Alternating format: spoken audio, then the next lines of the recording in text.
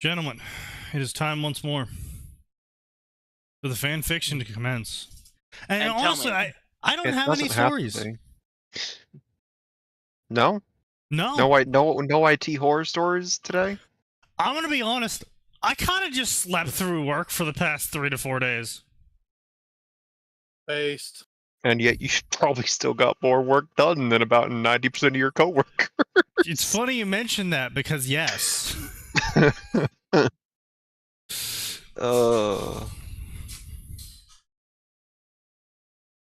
Probably not good for me in the slightest. But I did. Yeah, that's definitely not going to have lasting repercussions on your already fucking spotty sleep schedule. Yeah, certainly not. No. I would never wake up at 3 a.m. in the morning. Definitely not you. No. Oof. And you definitely never stay up until 3 in the morning either, right? Yeah, exactly. Yeah, I definitely do not go to bed at 3 a.m. and wake up at 3 a.m. This definitely is not occurring. So anyway, in unrelated news, what are we gonna do tonight, gentlemen? What are we gonna do tonight? We're gonna go look at the Star Wars section. Okay. I was gonna wonder where Bethesda thinks they get off doing a meager 33% sale in Starfield. Yeah, that's a good point. Is there any Starfield stories? I don't know. There's probably something. Star Sector, Star Siege, Star Fox, Star Fight. 13 Starfield stories. Hey, Sneaky. Yeah. Wolfenstein Youngblood might be worth buying now. It's only $5. Oh, they're paying me $5?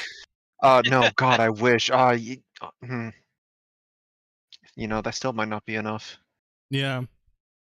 But, It's like, I'm sorry, but like, it's not even the gameplay, because the gameplay sucks, don't get me wrong. I watched gameplay of it, and I was like, wow, this sucks. That's 100% the gameplay for me. I don't care about anything else. Well, no, what I care about is the cinematics that are unskippable, that they force you to watch, and like they just talk Zoomer speak like they just came off of TikTok. Excuse you? So keeping in mind, this is from 2019. Yes. So even that's already a little bit aged out. Yeah, they talk like millennials who are trying to talk like Zoomers who just came off TikTok. Hold on, and this is set in the game in what time period? 2040. This is BJ. This is yeah. Well, this is BJ Blazkowicz's twin daughters. So they're not even his daughters. They're fucking adopted. Then what about his actual kid that his wife was pregnant with? I don't know. I guess he's dead or something. I thought they were his actual biological daughters. What the fuck are you talking about? I'll go look it up while you continue explaining your problems with it. Anyway, so basically the unskippable cutscenes that are absolute ass, they totally suck. And it's like, there's like pretty much half the fucking vomit that comes out of their mouths is literal vomit as they vomit because they're like, Lamau, man, you totally ganked that guy. Yeah, I did. That's literally a scene, by the way. So, Rick and Morty, gotcha. Yeah, yes, actually, yeah. Actually, yeah, now that you say that, yeah, more Rick and Morty, lol so random, I'm still hip with the kids dialogue. It's bad. I mean, don't get me wrong, Rick and Morty has its moments, but there are times, woof. I don't know how people throwing up is funny. There was one time when I thought people throwing up was funny. It was the Family Guy scene, and I was in high school. Oh, the one where they come into the room, they go, "What's going on?" and then they all throw fall up. and sit off a chain. Yeah. Okay, that one is actually funny though. It's gross, but it's still kind Yeah, of like funny. it's disgusting, but yeah, sure, fine, whatever. One time I thought it was funny. That joke at least had setup for why they were Yeah, vomiting. like that joke actually had a setup and a punchline to it all. Like the rest of the Rick and Morty shit, it's like, oh yeah, they're laughing and now they're throwing up because they laughed so hard. Or It's because lol Rick's so drunk and he throws up all the it's time. it's just lol so random high school humor that they didn't grow out of for some reason. Yeah. You know, like that thing we've mentioned, Sneaky, where certain people we've interacted with say offensive jokes because they think they're funny. Meanwhile, you and I are like, I mean, they can be funny, but also that joke is like a middle school level. What the fuck is wrong with you? Well, I mean, it's also not just that. It's just like you have to have a build up to an offensive joke. Well, Yeah, there's like, art. listen, Well, yes, if there's you- listen. Dave Chappelle is a fantastic example. That man is a master of the setup and punchline. Yeah. Like, you can't just be like, hey, first joke, you get up, you pick up the mic, oh, you're on table. Yeah, hey, what's up, my hard R's? Yeah. Just like, that's... Maybe if you're a black guy, you can get away with that. Yeah, but then it's just a greeting and not, like, part of a joke. No. But like, they can use it as part of a greeting, as part of a setup, but like, yeah, no. Otherwise, no, you're not going to get away with that. And you shouldn't get away with that. Yeah. But yeah, it's just... Speaking of... You know what? Actually, you know what, Atin? Fuck you. We're not doing Star Wars. We're doing Borderlands. Oh no, we're not going to go look at garbage fan fiction on one of my favorite shows and series of all time. Oh Yes. no, whatever will I do? Listen to Borderlands garbage comedy. Have you guys seen the Borderlands thing? Oh god, I I've watched. seen how bad it is. Okay, so I was in, right? I saw Deadpool and Wolverine, great movie. Everybody should go see that. That's funny. Eh. Man, no. I was sitting in the theater with all my friends, and we just watched it because, listen, I knew I'd seen some of the stuff they'd done, and I thought, I mean, okay, maybe it won't be awful.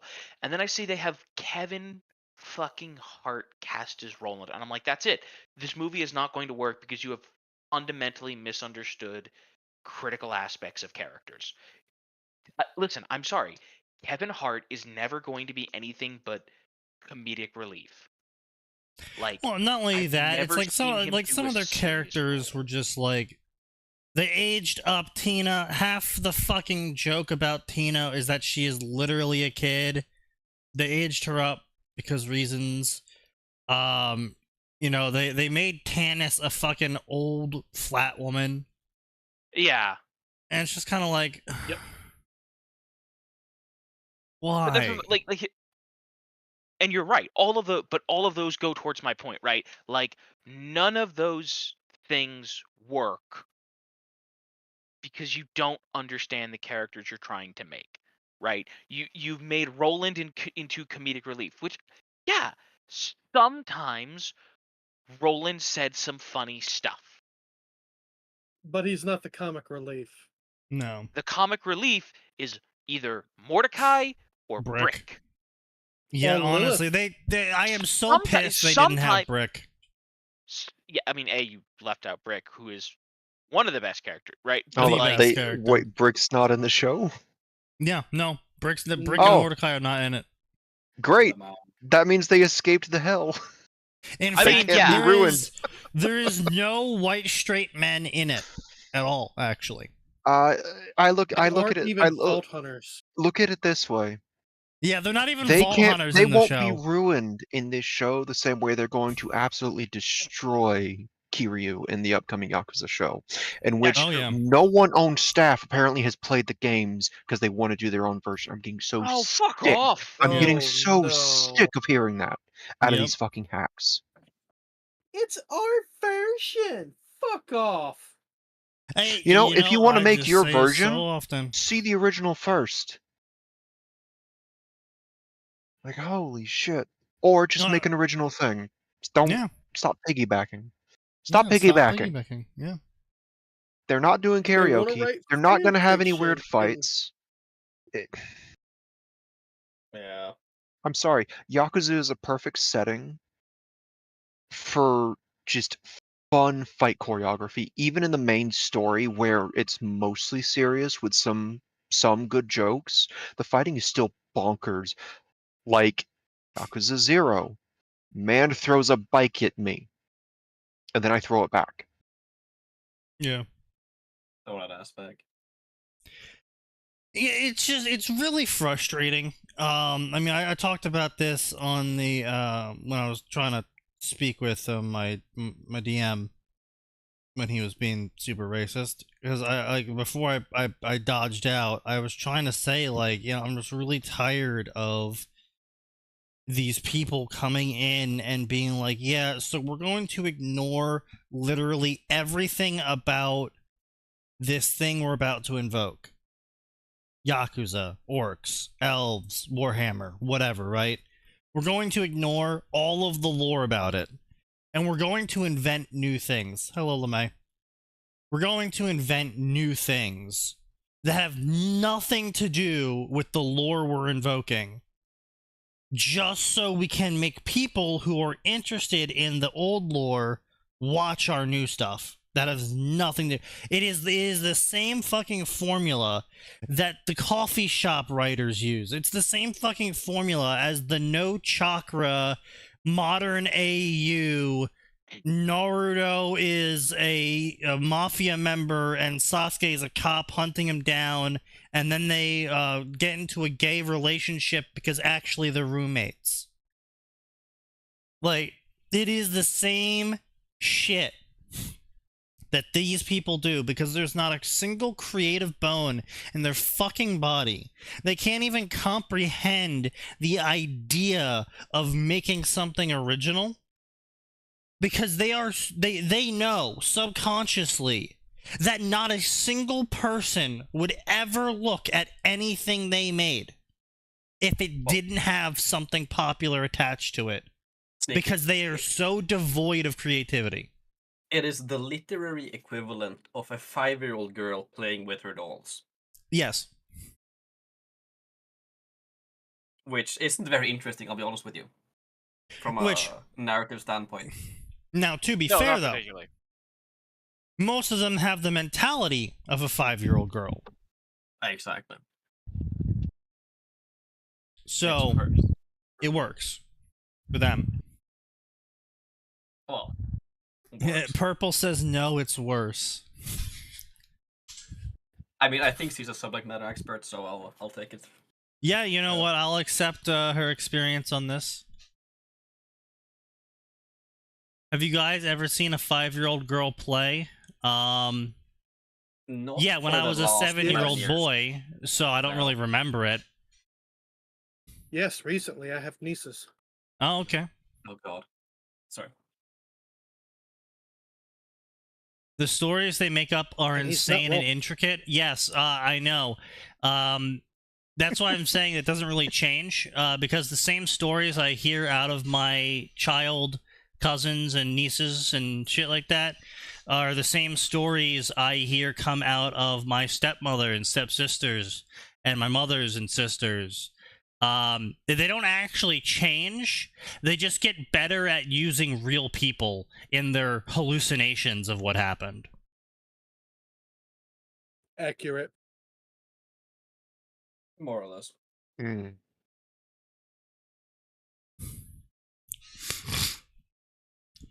Look, I'm gonna throw fucking shade at my stepsister. She's on relationship. I have no fucking idea now. Probably triple digits. No, she hasn't had sex with any of them.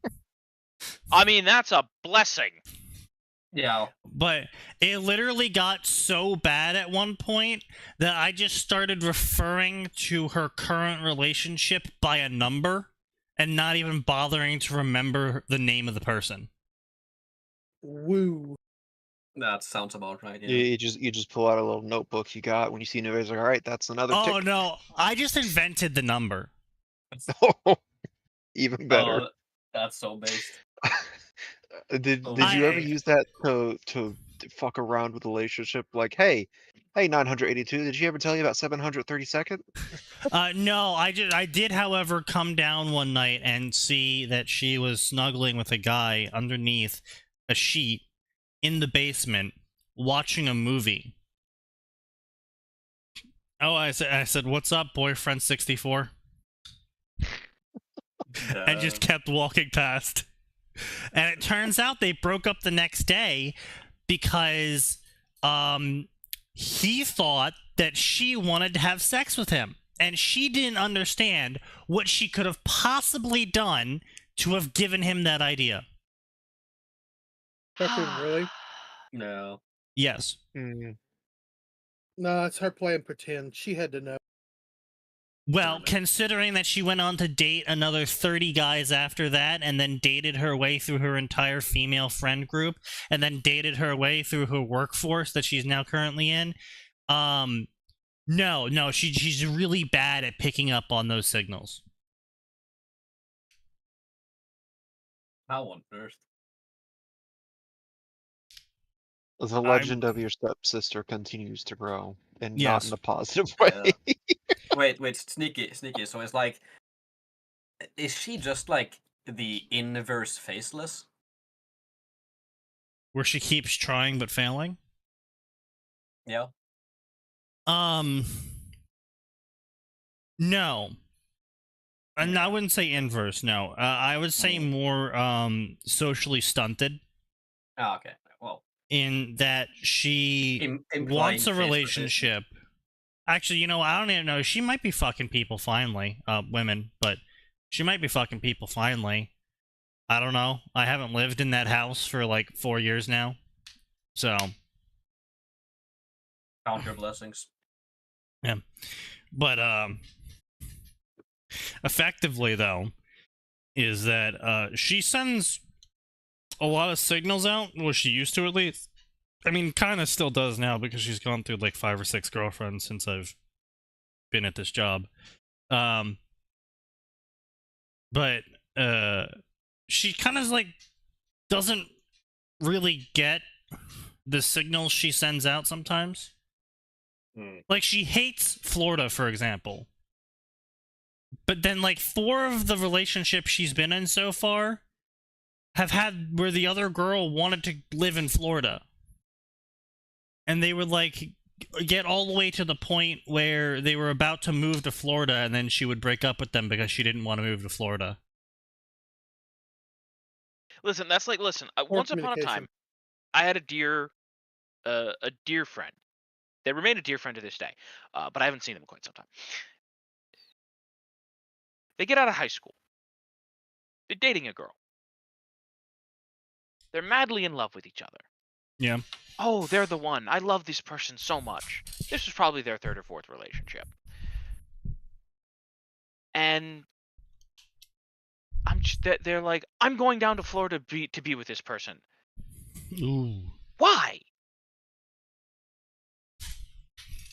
I mean, like, don't get me wrong, look. Did it work out? No. Of course not.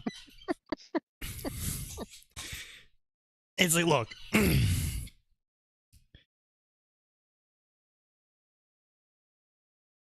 A lot of people don't like moving more than 50 miles from where they were born. This is like a case study done in mass. I think it's like something ridiculous too. It's like 80-something+ % people will never move farther than 50 miles from where they grew up. Why would we? It's all the same shit. It's all still terrible. It's more because a lot of people don't like moving away from their family, and I get it. A lot of people actually have good family lives.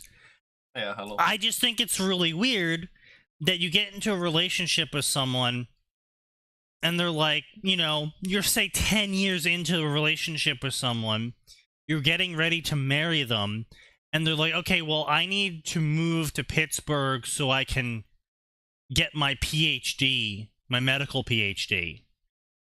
and then you break up with them because that would put you too far away from your mom.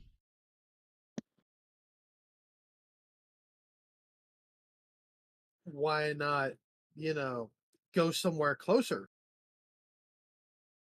Or at Because the the worst, move there Pittsburgh University temporarily. was what was offering them the PhD. Then move there temporarily, do the thing, then come back. Yes. Okay, so the person I'm using this example, they cried every single night they were in college for the first year if their mom didn't call them to tell them a story so they could go to sleep, because they are such a stuck-up mama's boy. They were literally incapable of functioning with her being 3 hours away from him. Bro. Okay, you what? And he Okay. broke up with a girlfriend he had been going out with for 10 years. They survived 8 years of college long-distance relationship. I'm sorry, 8 years of college? Yeah, she went for her master's. And Ah. then obviously they broke up when she went for her PhD. Yeah. Because she they stayed wouldn't go to- faithful to him for those 8 years that she was away at college. Or so he thinks. No, she did.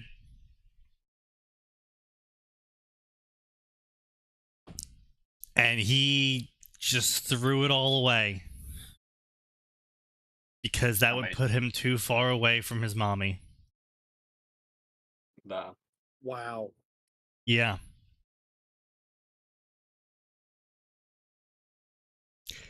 I don't get it. And you know what? No. I don't really need to. You guys know my tastes, right? I don't think I need to say anything about that. Even that is like insane to me. Which yeah, I don't really get it. I mean, I've always had a wanderer's soul. You know, my father used to joke about how when they sent me off to summer camp, and it was a stay in location summer camp, that unless he specifically emailed me, he wouldn't hear from me for literally months, because I just never, I didn't feel a need to update anyone in my family about anything that I was doing. Yeah. I mean, and then when I moved, Yeah, go ahead. As I say, when I moved to Vermont, I literally didn't talk to anyone in my family for like an entire year because they just didn't call me. No.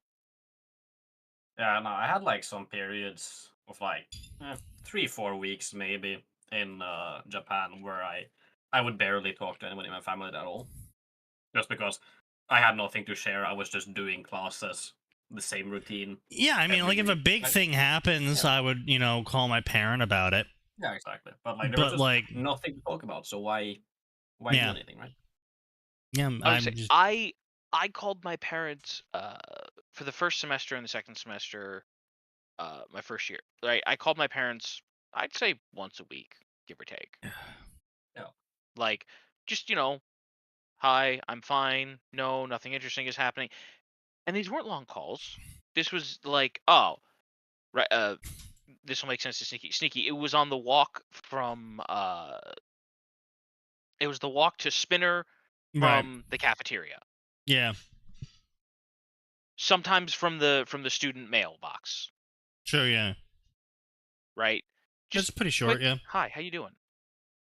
But they didn't need to talk to me every day, and I certainly didn't need to talk to them every day. What'd you do? We went to work. What'd I do? I went to my classes. Yeah. But yeah, no, it's crazy that some people just get really hyper fixated on not being too far away from their family. It's kind of weird to me for No. I mean, well, as somebody who has a good relationship with their family, like I don't want to move away from here, because this is family property. We've owned this land for Right. like, Okay. Yeah. Sure. 70 That's a years, little bit different, though, right? That's a little We've bit had different. family living here for over 400 years consistently, like straight. We have the records, we have the genealogy, we know. Right. Right? Right. But I don't want to that's break different. that. That's a different thing, right? Yeah. It's like I want to live here as my home, but I have moved away. I will probably move away again temporarily, right? Sure.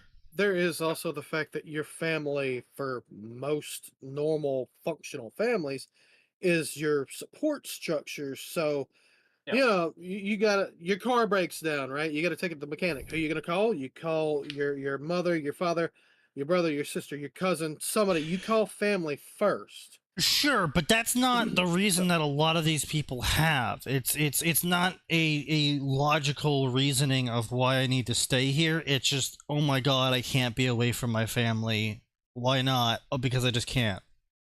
That's a majority of people's reasoning for this. Well, That- all right, That's my that just. that reasoning that they're giving you is it's conscious mind. I don't know why. It's subconscious mind because I don't want to go out on my own and be without the people who support me and love me. Yes, but my point is more why would you try and make plans in your life, say like living in New Jersey and then moving to Florida, if you have that compulsion to not leave your family? Because you wanted to try it, and then eventually the idea penetrated, and you went, "No, I'm good. I'll stay here." I just think it's weird.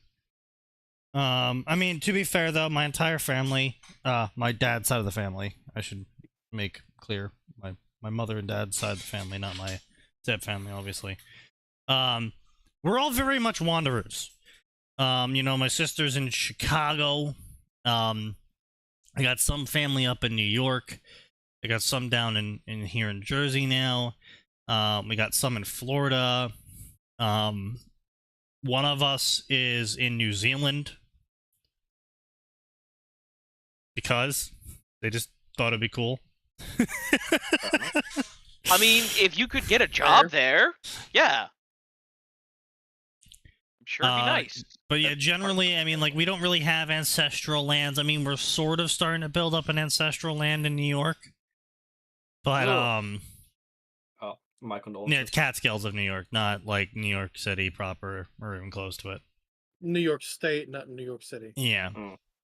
Mm. We're sort of building up family land there, but, I mean, it's not really family land because pretty much only the parents of the parents live there. That's it. Those are the only people that live there. Yeah.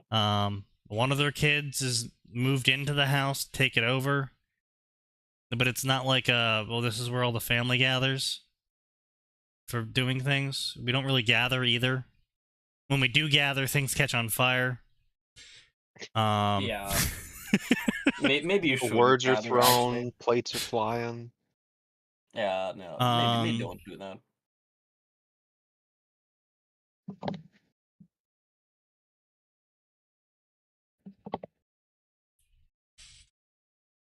Anyway, fanfiction, huh?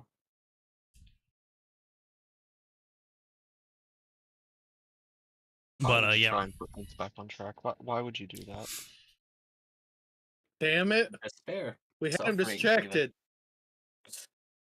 This happens every time.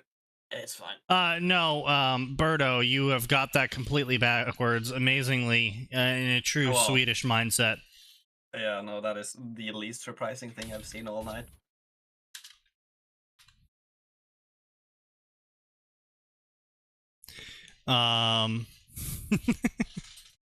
The women like that. The women think that men think the same way as women. Yeah, I will say that was a fucking wild ride. I did see a write up on that where apparently, according to the write up, which was done by a woman, so just want to make that clear.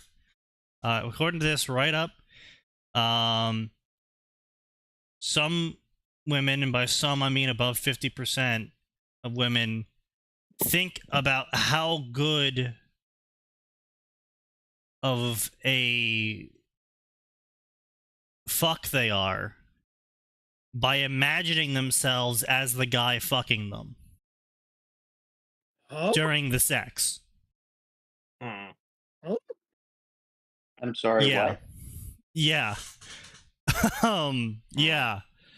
So that, yeah, They like I said, imagine they're the guy fucking themselves while they're fucking the guy, and this is how they think they're good. Wait, yes, I'm sorry. that's what? how they rate themselves, yeah. In bed. Yeah, that's how they rate themselves in bed, Oh. according to this write-up. Yeah. Oh. Yeah. Like I said, it's not a majority, it is just above 50%. Hmm. Hyper majority, Wait. I should say. Mm. Yeah, no, that is the majority. Yeah. Doesn't make any sense. No, it makes perfect sense if you've ever seen a young girl play with dolls. It's the Lego thing. Yeah, it's the Lego thing. Yeah. Anyway, so really shitty Starfield stories. Now, Starfield, honestly, I'm shocked there's even 13 stories for it. We're gonna get into the fan fiction now. Wait, Starfield No. has a story? Yeah, There's Starfield. 13 fanfiction. Yeah, there's 13 fanfics of it. Yep. What the Hmm. fuck? Yeah, so I just want to be clear here. So, Starfield doesn't have a story. This is someone I beat Starfield. I 100%ed Starfield. I did this for free because I paid for the Xbox Game Pass.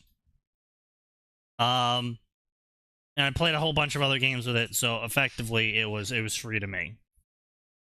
Sure. Plus like $10. So You paid a whopping 2 cents. yeah, effectively. The mechanics across the board were dog shit, of course, obviously. But the story everything itself, I saw for that looked just terrible. the guns were just so awful. The How? worst. Okay, Bethesda. how do you Yeah. go from the, I would say, passable gunplay of Fallout 4 Yep. to useless? Because they made a double-tiered gun system.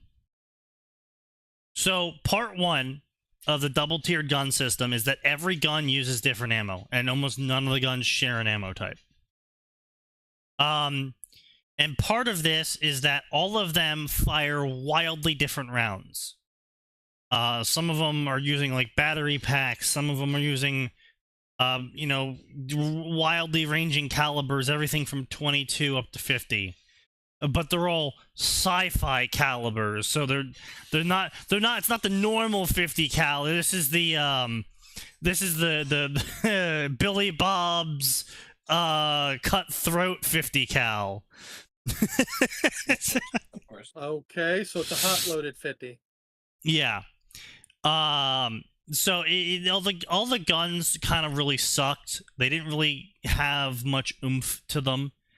So this part one of the tiering system is that certain guns were just the objective upgrade over other guns. Like, there was 3 assault rifles, and you started the game with this assault rifle, this pistol, and this shotgun. And then when you got to a certain point in the levels, this assault rifle, this pistol, and this shotgun started dropping. And then when you got to the end game levels, which I believe they made to be 70, this rifle, this pistol, and this shotgun started dropping. And then they had a second tier of this gun scaling system where a modifier in front of that weapon would start dropping. So the same time tier 2 guns would start dropping, tier 1 plus guns would start dropping. Oh, Christ. And they had these modifiers like calibrated, and then after calibrated it was powerful, and then after powerful it was advanced. Yeah, so then they did that system to bridge the other levels. So once you got to tier 3 guns, advanced tier 1 powerful tier 1 guns would start dropping. And yeah, and so it was this really convoluted system of you constantly changing out guns because you needed to both watch your ammo, because again, keep in mind that all of the ammo you were getting was being split between 13 different weapons, and none of them shared an ammo type. You couldn't just buy ammo for that gun. You could. Let 30 me rounds guess, at a it costs more time. than rocket fuel. Oh my god. Ooh. Yeah. And if you get a good enough particle rifle, you just won. Yeah, pretty much. Yeah. And then they also on top of that had like the Fallout 4 legendary modifier system. Oh yeah, at least the ammo did weigh nothing. Yeah, that's fair. But still, it was really fucking annoying where it's like, I really like this gun. It's too bad I can't use any fucking ammo for it. But then they added the modifiers in, and once again, the modifiers, there was just some modifiers that were objectively the best fucking thing in the game, and then like the other 85% of the modifiers were dog shit. Oh, this gun does 5% more damage against dogs. Meanwhile, you could have gotten the modifier that triples the amount of bullets your gun fires per bullet. Sorry, what? It fires 3 times the bullet per bullet? Yes. Sailors. So it fires the entire bullet. Yes, it fires the entire bullet. Yeah, it fires all the entire bullet. Thank you, Cave Johnson. Very cool. God damn it. But yeah, and it was just like that's what the modifier fucking scaling was. It was just so wildly off point. And it also sucked even more shit, right? Because you couldn't move any of this shit around. So, say you're level 70, say you are max level, say you're at the point where everything is spawning as high of a level as possible for your loot. So you go to a planet, and it generates enemies. So each planet has a max level cap. There is one planet in the game that spawns enemies above level 70. Oh my god. Now, this is important. Every enemy in the game scales to you, but their guns don't. Their guns stay inside the level cap. So if you go to a level 5 planet, it will spawn all of the level 120 enemies, because you're level 120, with level 5 guns. And so they're doing no damage to you, and you're shooting them fucking forever because they have 120 rank health, and you can't seem to ever get a gun to drop above level 30. But it gets worse. Oof. But it gets worse.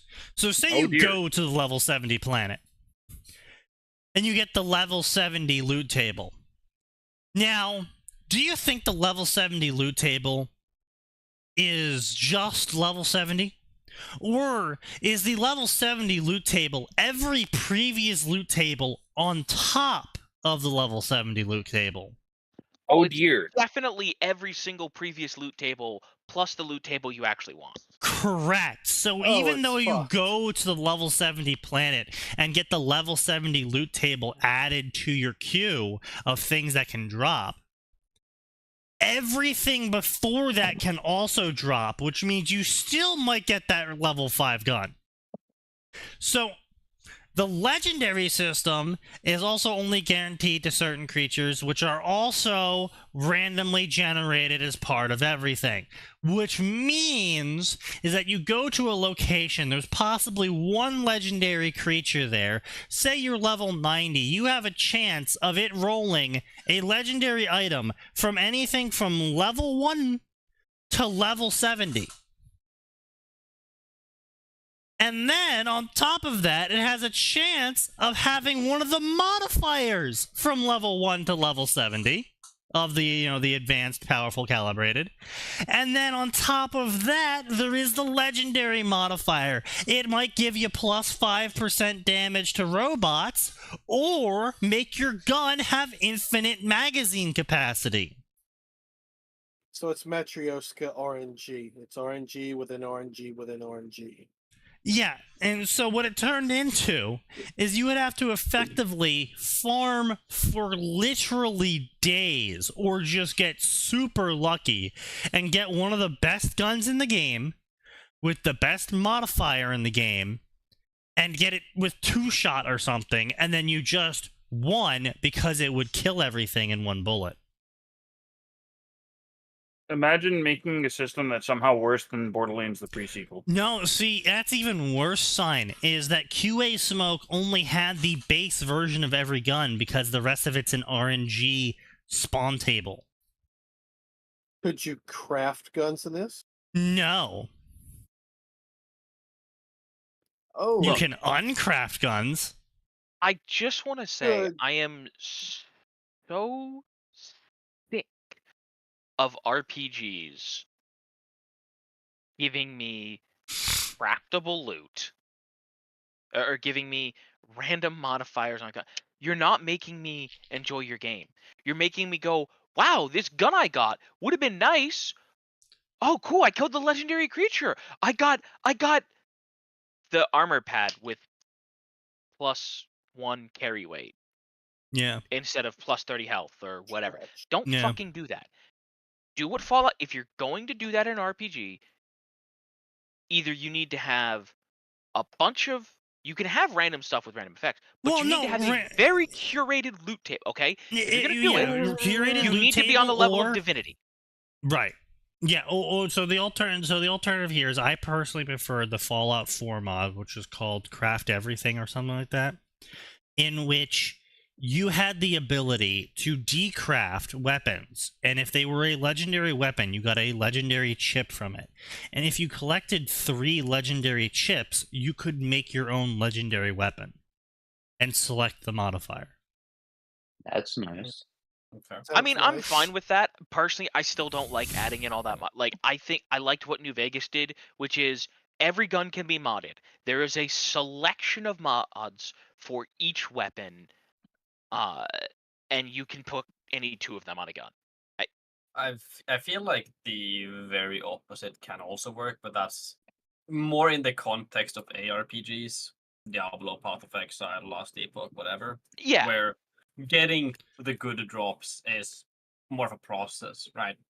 Yeah. You can use currencies to recraft. Right, but the reroll thing and all is that stuff. with isometric games like that, where the loot That's- table it's a different is, genre. Yes. yeah, it's a I know. completely different just saying, like, genre.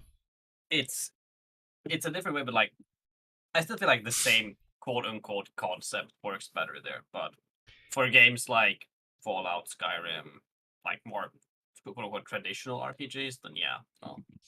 Personally, I feel like the Elder Scrolls had the best system, where you just could craft the weapon, and then you could enchant the weapon with Mhm. whatever magic you knew, and the power of that magic was based off of the soul you used, which was based off of your level, which is based Yep. off of your ability to cast the spell to capture the soul of the creature you're killing that would have the soul you need. So, like, you actually had to go fight something tough to get a good soul for the weapon to make a good weapon, and then you had swords. Yeah, every sword was basically the same, except actually the damage tiers just scaled up by going through different materials as used to create it, and so you could just do whatever you wanted to do. Like, this is a sword, it acts like every other sword of every other damage tier, so once you get used to how the sword works, you just know how the sword works, except now it just does more damage, and you can select that by making it. And Yeah, then and you can here's the thing. enchant it with what the enchantment you want it to be. And I'm fine with, like, fine with randomized that. loot dropping. I don't think the randomized loot dropping should be the main method of imparting loot onto the character. Destiny would like a word with you. No, but here's the Destiny problem. is also Yeah. fucking dead as shit and almost collapsed the company. So, maybe I'm right. Well, to be fair, they weren't even as bad as this. Their stuff at least had certain sets. Well, no, certain set here's variables what I on was the gonna say. weapons. Right, here's the thing. Destiny 2 does not have random loot drops. The loot that you get is randomly determined, but there's a curated set of perks and abilities those weapons can and will come with. Those are not Yes. random. Those are intentionally crafted, right? The thing that I'm talking about is if you're going to do stuff that's random, you need to do it on the level of Divinity, right? Because Divinity didn't give a fuck. You know what? This bow gives you +5 strength. Oh, okay. But it's got good damage. Yeah, fine, cool. I'll use it. Wait, other I thing don't that- have strength as my stat. I'm using a bow. It's dexterity. Yeah, Do but fucking bad. go reclass. Yeah. That's the thing, right? It worked there because they just let you reclass whenever you want. The same thing with Baldur's Gate. Listen, does it work as a mechanic in tabletop? No, of course not. But if someone's playing a CRPG, absolutely, just let them reclass for nothing. Don't make it Yeah. cost. Don't make it limited. Don't make it cost some special I hate that currency. shit so much in fucking video games where they're like, oh, Max sent me that fucking meme. I don't know if you guys got that meme sent to you as well. And so why is it always when games want to have realism aspects, it's always like, you gotta find food and water. Why is it never your tool doesn't break? Because why would a steel axe break after cutting down 5 trees? Yeah. Well, maybe they got Because the fuck Chinese you. one. Chinese know, pig iron, bro. I just kind of really hate these really awkward and random decisions of game balancing that people Yeah. put into player versus environment games. Oh no, the player is too strong in their single player game. We have to nerf them. Huh?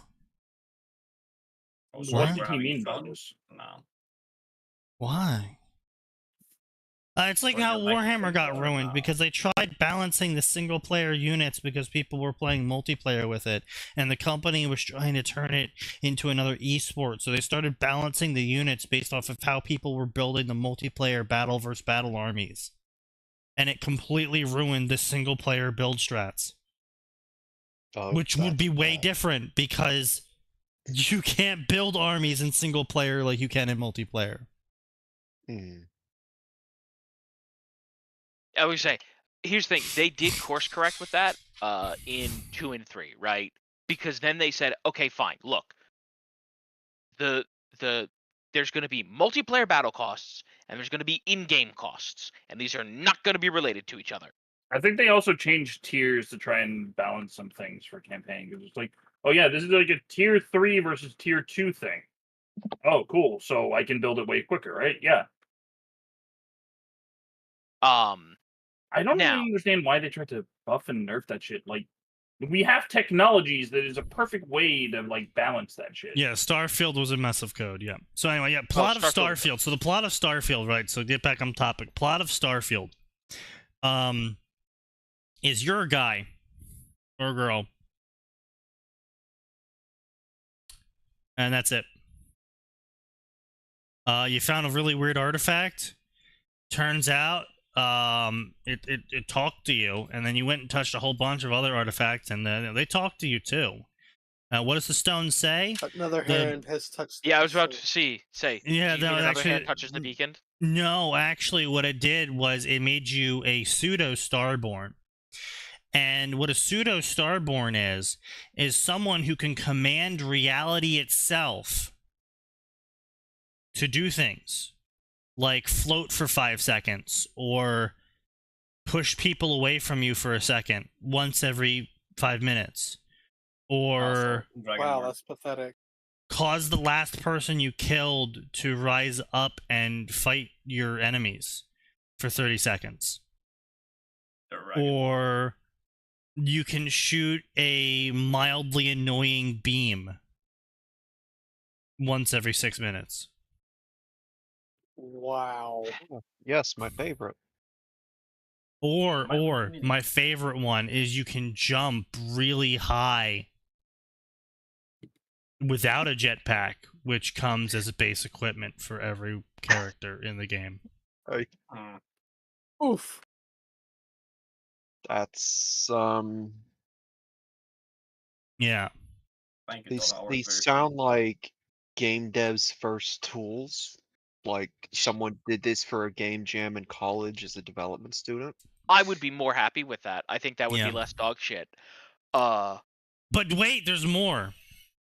It turns out that when you collect all of the pieces, the universe is ready to re-egg itself.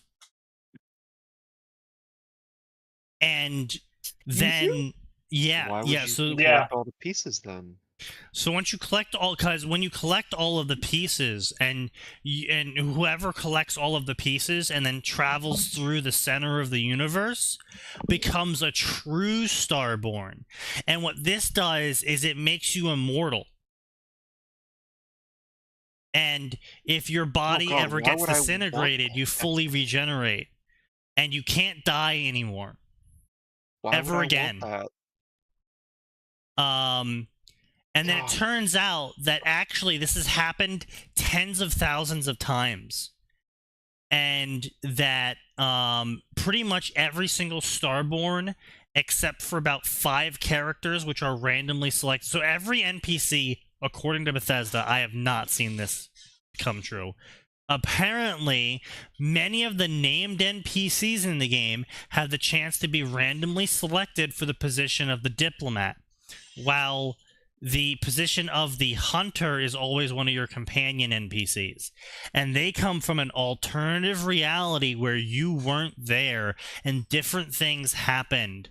And so they became the Starborn main character instead. And so there's effectively like hundreds of versions of the same person running around. And somehow these immortal beings who exist from the start of the new universe until the end of the universe, somehow they can't find the star pieces before normal people can, which is how new Starborn keep getting born. But the next time I go through, are the pieces in the same place, Sneaky? Let's say I go to this new universe. Technically, yes, because Bethesda handcrafted each piece position. So But they're fucking stupid. it's implied that they're in a new spot every single time. Okay. But also, there's apparently no other species aside from humanity.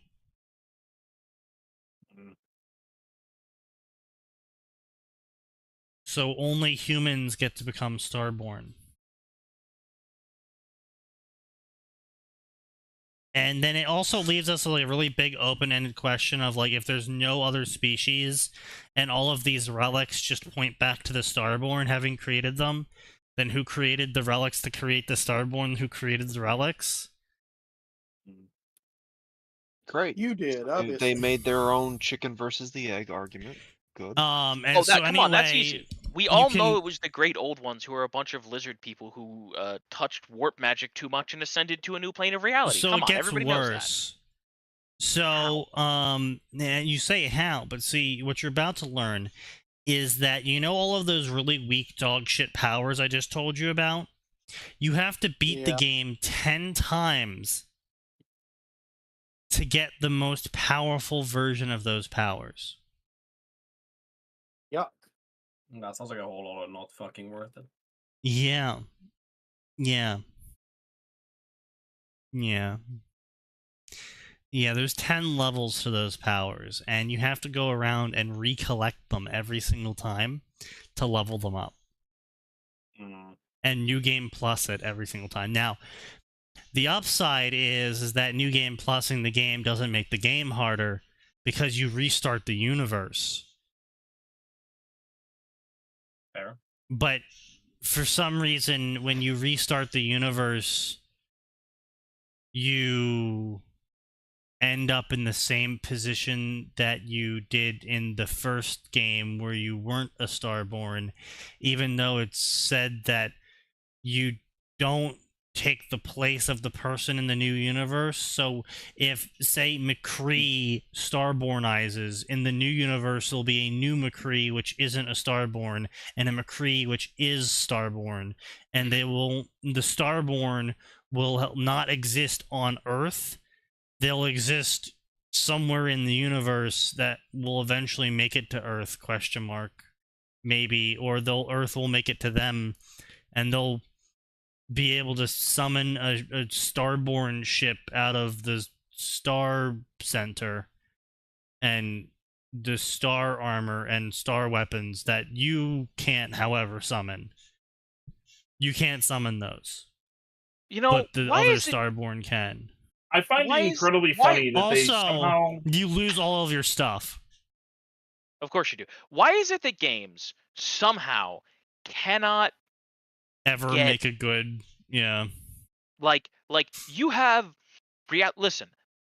I played a game, was on the Xbox arcade. It was called Hydrophobic, I'm pretty sure. Had a whole thing with controlling water powers and using it to beat the shit out of people. Right. I've played old ass games with time travel where they make time travel cool as shit. Oh, I remember that one. It was on the Xbox, right?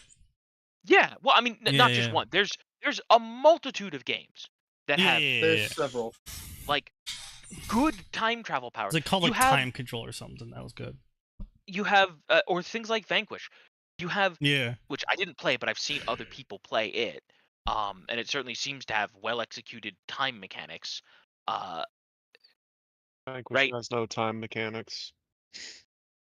It is a good game, however. It is a great game, but there are no time mechanics. It's just. Don't you have a slowdown? That's not a time mechanic though. That's just hyperspeed. Yeah. Oh, okay. So it's just bullet time. Okay. Time mechanics would be like what Singularity attempted to try, which they gave it their best shot. It was a fun game, but it fell a little bit short in some spots.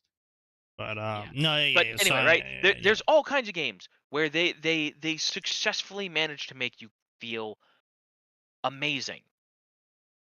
Yeah. Why you're supposed to be a proto deity. You're supposed to be a proto deity. Give them cool stuff. Let them do Why do cool I feel things. like a chump? Nah. Like, if you're setting out to make the player character awesome, well, it's then also don't it's look not at just something that. and go, if we give the player character this, it might be go like, guys, wouldn't it be cool if we let the player do this? Well, that's Morrowind That's Morrowind philosophy versus Starfield I know it's the philosophy. Morrowind philosophy. Yes. What I'm saying is that what I just don't understand on a fundamental level why you would ever in a single player game create scenarios where you punish the player and take away their strength in the single player game. Playtime.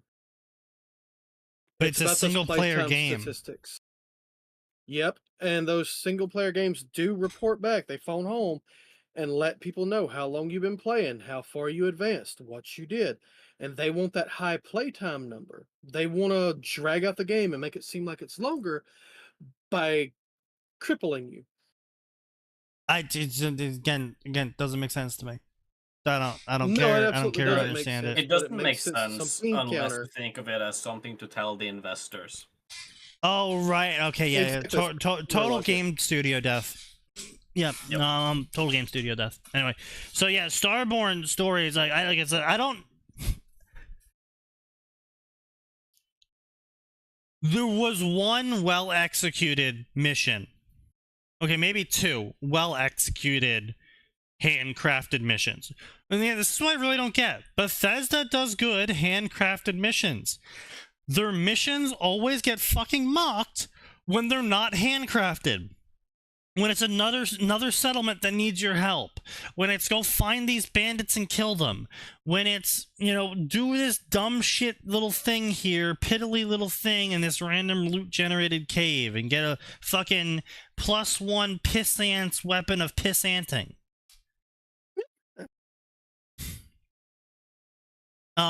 All of that always sucks. They're fucking terrible at generated quests.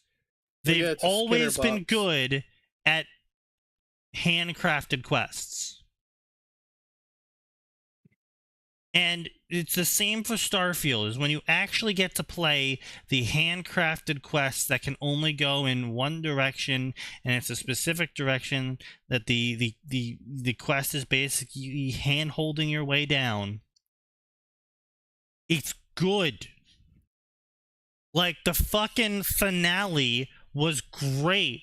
It was an amazing moment. They handcrafted the set, and like you had fucking people, you know, just absolutely demolished and like impaled on broken rebar and crushed machines and you know, crumpled storage crates, and it was great. It was an amazing set piece, blood everywhere, because it showed that the Starborn that you're chasing after are like super tough and intimidating and really scary. And yeah, you totally beat them like chumps, by the way, at the end. But you know, point being is that they did a great job of setting everything up.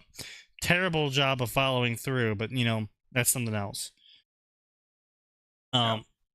But yeah, like the few moments where they actually sat down and handcrafted the mission, I was like, damn, that was such a good mission.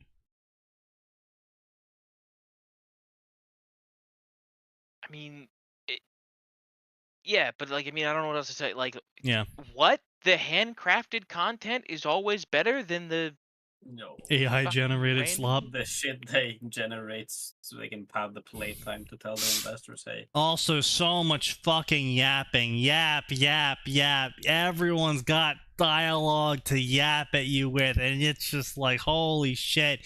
Skip, skip, skip. Shoot them in the face. Like saving. No, because the point of the quest was to shoot them in the face. It's just Oh, okay. everyone Well, feels the need to monologue. fair enough. I mean, Anyway, you should the shoot point friendly being is, in the face as well. I don't really understand how you can write a Starfield story. Because on one hand, it's very open world and open-ended to write a fanfic with, where you can have your own adventure effectively, but it's so loose. It's like trying to build a castle on a field of sand. There is no foundation. It just keeps falling over and sinking on you. Like, there's nothing there to build like a story with. And I mean, especially on top of the fact that in like all Bethesda games, the main character is custom created specifically for you and your adventure, and a lot of people don't like reading original character main characters, especially when they're somewhat self-inserting. Now, they can be funny, they can be done well, I'm not saying they can't. What I am saying is that people, on average, do not like to read about your little power fantasy in an To be fair, open-ended they also game. don't like to read. Yes, but the people who do read don't like to read about your little power fantasy. They want to hear about their power fantasy. Yeah. Exactly. And so it's very loose. It doesn't leave a lot of structure for you to write a fan fiction of. And what you can write a fan fiction for, it's just middling scenes at best across the board. Like this story, Starborn Terror. Alex Main, self-inserter C, has been many things as he ventured through the multiverse. He was a ranger, he was a vanguard, he was a pirate, a debt collector, a king, a rebel, and more. But his most recent jump Everyone is dead, and he finds the reason, and it terrifies him. Now he must prepare the universe for war against a threat that's already there, and they aren't aware of it. Original character times one of the companions. He just... Yeah, it's like... Okay, so it's some guy who has every single skill and a broad breadth of knowledge to never be wrong. And he has to fight the evil, scary, eldritch people, maybe, or something. I don't know. Oh boy. I sure hope all this adventure action doesn't get in the way of the romance, where you fumble your way through a relationship with a fictional woman who literally can't say no because you can write everything she says.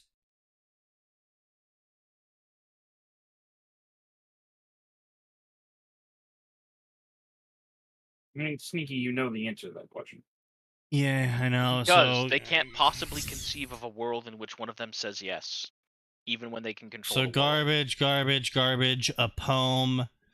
Garbage. You lost Sam in the Unity. In every universe, you swear him off, but you can never stay away. OC gets railed by different Samcos.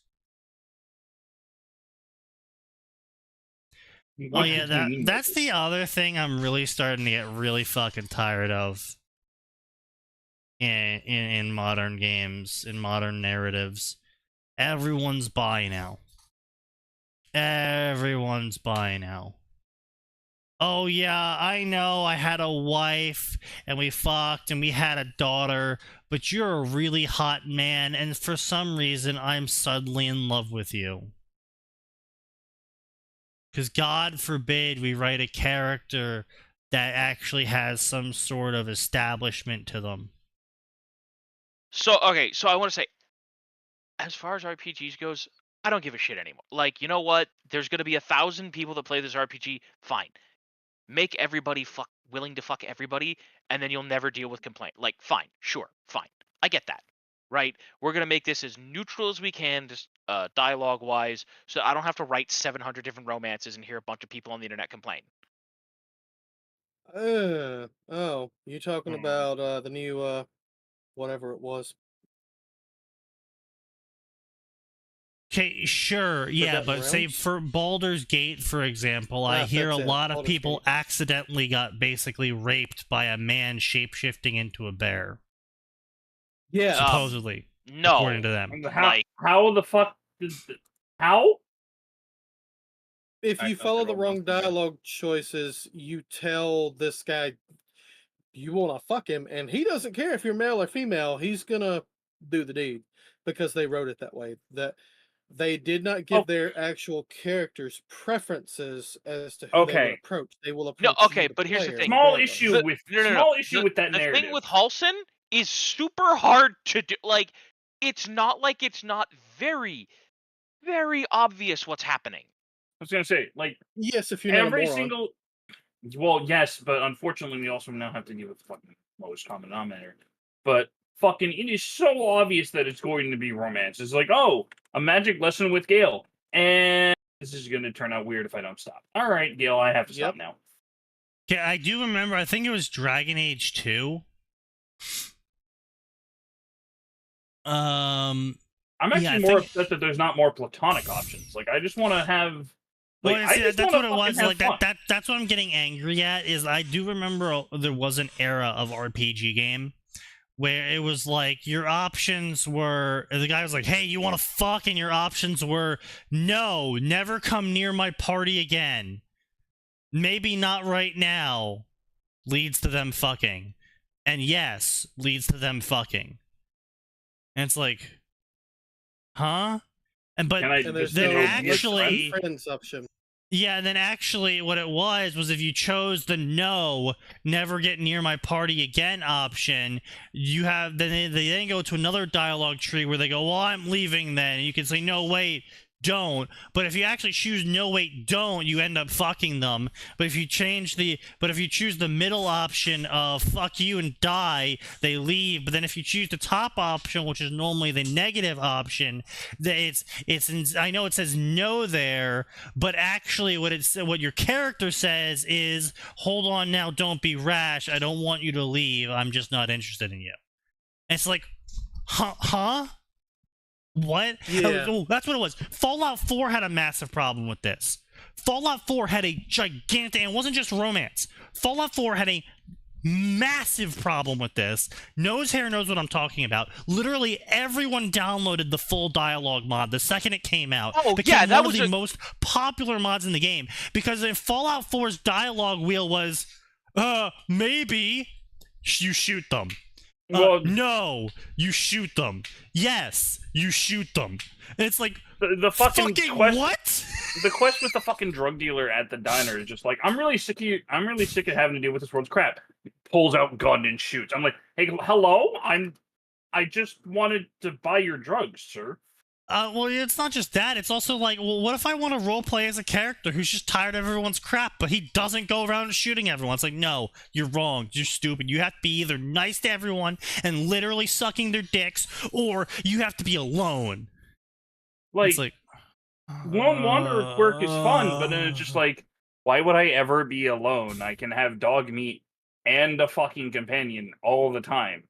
Why on earth would I ever take this perk? And then it's like, oh, well, you could get some nice dialogue options, but... And I will Except say, you don't.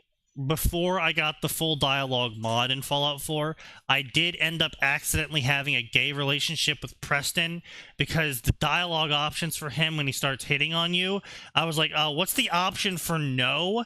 And then I told him, like, no, and he left the party, and I was like, oh shit, okay, so I reload, and he does it again, and I'm like, okay, what if I do maybe this time? Then I ended up fucking him, because what the full dialogue option was maybe I would like to continue exploring this relationship with you. It's like, Yeah. fucking what? But here's the thing. That has nothing to do with that. That has everything to do with absolutely garbage, idiotic writing. Like, Oh, yeah, no, it's absolutely garbage, idiotic writing, but I'm also saying it's like, whatever happened to this character isn't bi? Like, why is my entire party of 10 companions all just conveniently bi? Why are they all sex Because- crazed? the short answer is because Because it cuts down on their writing, Sneaky. That's why. Well, also actually, it because doesn't. Mass Effect. Yeah, because No, Mass Effect. Effect is to blame for this because you couldn't romance certain characters if you were a certain sex. Like Miranda could not be romanced if you were femshep. Garrus, they didn't like that you couldn't romance Garrus as maleshep, which I don't see why you would romance a filthy Zeno anyway, unless it's Tally. But you get what I'm saying. I mean, look, I'm not sure how that sort of relationship would work. Just, they don't exactly have the same physiology as a guy. I know. Don't worry about it. Just pick And then there's the biology Asari perk, who are Nick, all it's fine. bisexual by default. Yeah, but if you're an entire species of single-sex organisms, then being bisexual is kind of... Yeah, kind of Implied, yeah. Not relevant. not technically bisexual. Yeah. The default. Yeah, The so only option, actually. so like that's the one I could roll my eyes and be like, okay, yeah, sure, fine. But it was just like, I really just I just don't like the fact that my entire team just has no core character to them. Like, I think it was Dragon Age Inquisition, where it's like, yeah, this character, yeah, they're like super devoted, they're very religious, they're very traditional. But if your character's a guy and they're a guy, yeah, they'll have a male-on-male sexual relationship with you, even though, like, you know, this is a medieval time period and he's super religious and Oh, conservative and traditional. You're talking about the dude with the horns. Yeah, I Iron can't Bull. even be fucked to remember. Yeah, Iron Bull. Yeah, he's the only one that's like that because he's down for anyone. But usually, if you're if the character you're trying to seduce is straight or gay, if you're not the correct gender, you just get locked out. Yeah. Okay, I will say some of the lines for romancing Bull those were really like. I remembered seeing one, and I was like, "This is fucking hilarious." I was like, "Where does this go? Where does this dialogue tree lead me?" But yeah, And the either answer was way, comedy. I was just like, I kind of just want some sort of concreteness to my characters, and I'm obviously not saying they all have to be straight or some shit. I'm saying it's like, oh, if you're a girl and you hit on a guy, and the guy is kind of just like, hey, look, you know, I appreciate the attention, but I don't really, Yeah. So you basically want the guy who's highly religious to kinda... stick to his religion rather than just fucking you. Yeah, Exactly. but it also adds, you know, more diversity to the companion list where they're not all bi. No, I think there was one character in Inquisition, the female Inquisitor, who she would let you romance her, she would let you have sex, but it was implied that you were going to get married after. You were supposed to marry her. I think. My point still is from a narrative perspective, it's really dog shit that these characters have nothing like concrete about them. No, like, you're right. Like, and I mean, look, even Kotor was fucking guilty of this, where you effectively, barring certain specific mission choices with these specific characters when you're doing specific missions for those characters, and you choose like this super evil choice of like getting bribed by Zerka while you have mission on your team, and then she's like, "What, yo, what the fuck, dude? I thought you would never do this," and then they, you know, turn on you. Because it's that specific outcome for that specific mission. But literally at any point in time across the entire game, other than that exact moment, it doesn't matter what you do. The most the character goes is, hey, that's bad. I don't like it.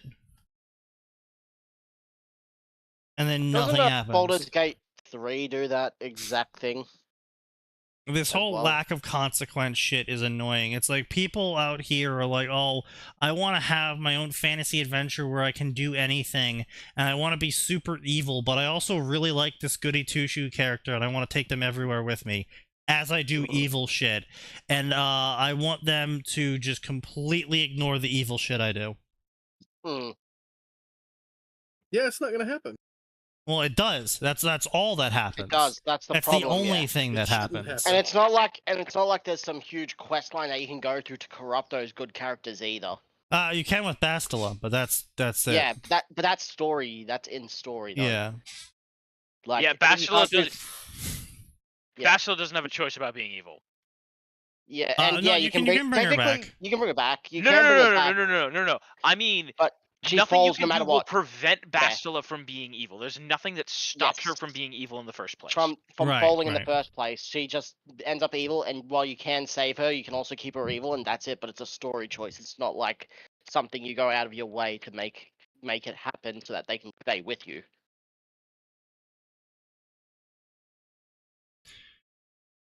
Yeah.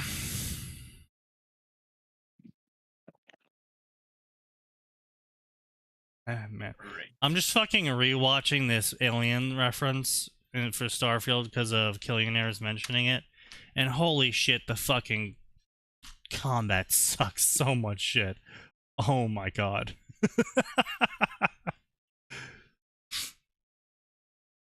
I appreciate your sacrifice in playing this game.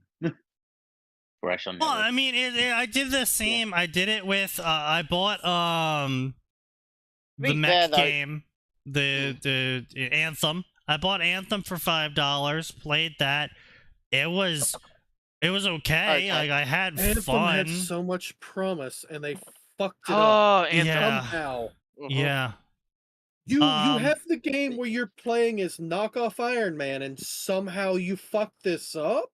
Oh Yeah, no, I know it's how they wild. fucked it up. They got a company that doesn't do open world to do open world, and then Yeah. they were surprised when the open world wasn't But it good. wasn't even like And they open gamified world. It was everything. like open mission. Like, it wasn't even open world. Like, I- everything I- had to be full RPG bullshit, loot tables, and all that shit. They had no idea what they were doing for the loot. They did not listen to their player base when the player base tried to rescue it. No, They- why they- would they listen to They kept nerfing the character suits for some fucking reason. It's a PvE game. Yeah, it's let not me even have like the Warframe. power fantasy of flying through the air in my fucking Iron Man suit. Jesus Christ. Oh, you couldn't even do that properly. You had to drop down into the water to cool off, and if there wasn't any water, you had to land and let it cool off. I know, it was so awful. I bought Mass Effect Andromeda for $5. Again, the gameplay was actually pretty good. I actually had a lot of positive things to say about the gameplay for Andromeda. However, the character creation on that was ass. They had to patch white people back into the game. They Yes. had terrible dialogue. The narrative structure was either so rushed you're confused as to what's even happening anymore, or it was taking so long that you forgot what you were doing in the first place. Every female character got the DEI ugly stick treatment. Holy It's shit, the it was females. just so bad. They were also all girl bosses, and they were all didn't need no mans, except actually you had to save them all. Yeah. I mean, not even that, right? You had gems of dialogue like, "I'm sorry, my face is tired." Like, Yeah, I'm sorry I'm not emoting properly right now. It has been exhausting and my face is tired. the exact, wasn't it like, "I'm sorry, I'm being a bitch or something. My face is tired." Like, what? Yeah. Yeah, it was just so it was exhausting. Like, again, I beat the game. I nearly 100%ed that game too. I had a fucking blast with the combat system. That shit Yeah, the combat was was great. smooth. They brought back, they even made fun of themselves. I want to be clear here. They made fun of themselves. They brought back the heatsink and said, for some reason, people moved to these new weapons which use disposable heat sinks. That was weird. Anyway, here's the good old classic heatsink modification if you want to move your weapon back to the old style. And you could do that to any gun in the game. You could just heatsink it up and no longer have to deal with ammo. It was great. I fucking loved it. The crafting system in it was tolerable. I mean, it definitely did not add anything to the game, but it was tolerable, and a majority of the characters, when they weren't busy shoving woke shit into your face, were also tolerable. And the plot in it was just so nonsensical that you kind of were just like, what the hell's even going on? Like, here's the worst part about the Andromeda plot. The plot as to why everything is going wrong in the Andromeda galaxy is due to a galaxy spanning coral reef. What? That's dumb. Yeah. Why didn't they just go on saying, hey, canonically, you fucked up the choice in Mass Effect 3 and this all happened because of it? Because they're far enough away from Mass Effect happening. They that basically it said, wouldn't we have don't know what affected the it. ending is, and neither do you. Now go and play in this other playground. We don't want to deal with it. Yes. Anyway, you guys have fun. I'm gonna head off. It's Yeah, we'll have fun with this. almost 2:30 a.m. So Oh, hey, So anyway, much there's this fun. new galaxy to try out. Go visit there. The Milky Way is perfectly fine.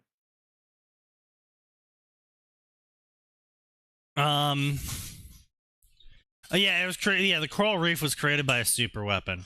But yeah, this is why it's so dumb. It's a galaxy spanning coral reef. A galaxy spanning coral reef.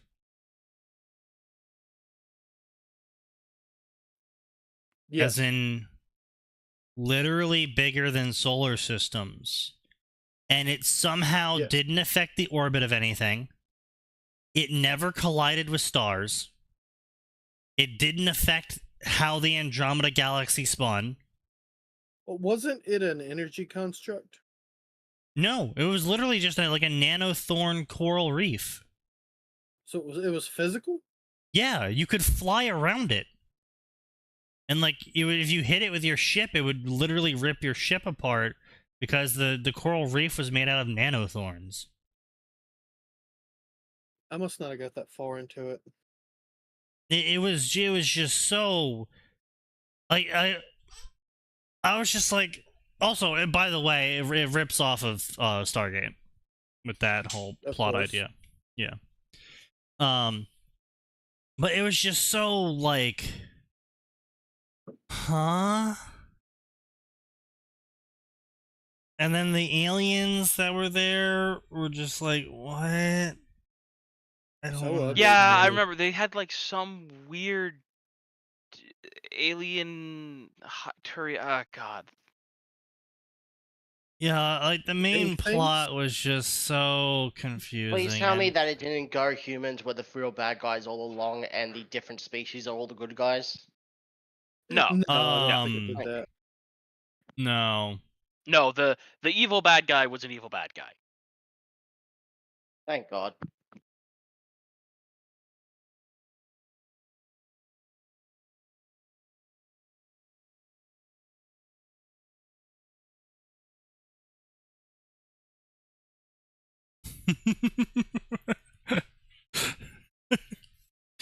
Yes, yeah, MHA ending. You know what? That's another good point. We could also do some MHA. Do we have to? Yes. Salt mining. Mm. Sorry, who suggested looking at MHA? Aura. Sneaky. Oh. Aura, how dare you? Reading Mod- it was posted a written meme. fine. I posted a meme making fun of the My Hero Academia ending, and that was apparently a suggestion. I mean, You know that endings- Sneaky is a the meme-based ending- intelligence. Yes. well, one, yes, two. The ending's actually not what people are memeing it as, Of course. No. but it Like, is But that's not funnier funny. to imagine. Yeah. Like I it's said, I funnier. don't care about the ending. It's a decent ending, but that giving that specific time Yeah, frame is where he fucks up. Decent is a word. I didn't don't say it Oh was yeah, good. evil No, genetics. I no, didn't it say it was is- good. Hang on, it is a decent ending. Yeah, the problem is he gave Mm. that 8-year fucking time frame, which ruins everything. Dude, Yeah. they should have been, if they'd made it 2 or 3 year, there'd be a lot less complaint. Because Yeah. everyone Because- was busy cleaning up after All for One after Yeah, 2-3 well- years, but Oh, well, no, here's the thing, though. The big thing that gets me is by giving us such a large time span, communicate when you become a working adult, yeah, it does get harder to keep in contact. It does get harder to set stuff up. But you still set stuff up when you can. But All Might had that suit made for him in under a year. Why did it take 8 years to get one made for Deku? because apparently the only Because one who if cared they about it was Bakugo and May, so... Because if they dragged it out, they wouldn't have to deal with him for a little bit longer. Oh, that makes sense. You know, we can always go with the current fan theory that Everyone wanted to May's get been their keeping ratings him- up. Well, no, that May's been keeping him company. So she's been dragging it out so that he wouldn't step out the door. See, now Maybe that they would be could funny. be. Now, see, that would have actually been funny if they were like, yeah, you know, I haven't talked to my friends in 8 years. I've been working with May to get this All Might suit up and running again, and it's just been complication after complication. I barely have the ability to leave the house at all. And then 3 or 4 kids run by his legs, all looking like Deku and May. Yes. So what are you talking about? I've been trying to message you for like the past. Oh, What do you mean my number's blocked in your phone? How did that happen? May, what did you do? And it's She just exploded it. It's not his actual phone anymore. It's one she replaced. yeah, she actually replaced his phone at some point, and it only forwards certain messages from pre-approved people to him. Oh, All the girls Nope. in his life are What about you? blacklisted. No, not because she's doing it on purpose, but because she exploded the first one and didn't think anyone else's number was important.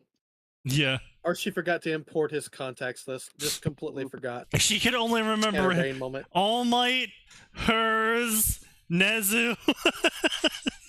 Sounds right. Did it tell us who Bakugo wound up with? No. No. Probably Uchenko. People have been doing funny outline traces. Saying it's Uchenko, so but it's probably they're now shipping him with Ochako. That would make sense why she didn't contact him. Shipping, quote unquote, because it's funny to do dumb memes because they're on their phone. My Hero Kakadoria. Yeah. Well, because unfortunately the brain rot is so strong currently, they don't understand that no, this is just meant to be a cool spread, guys. Yes, which is everyone's why I in full posted the hero image I pose. posted.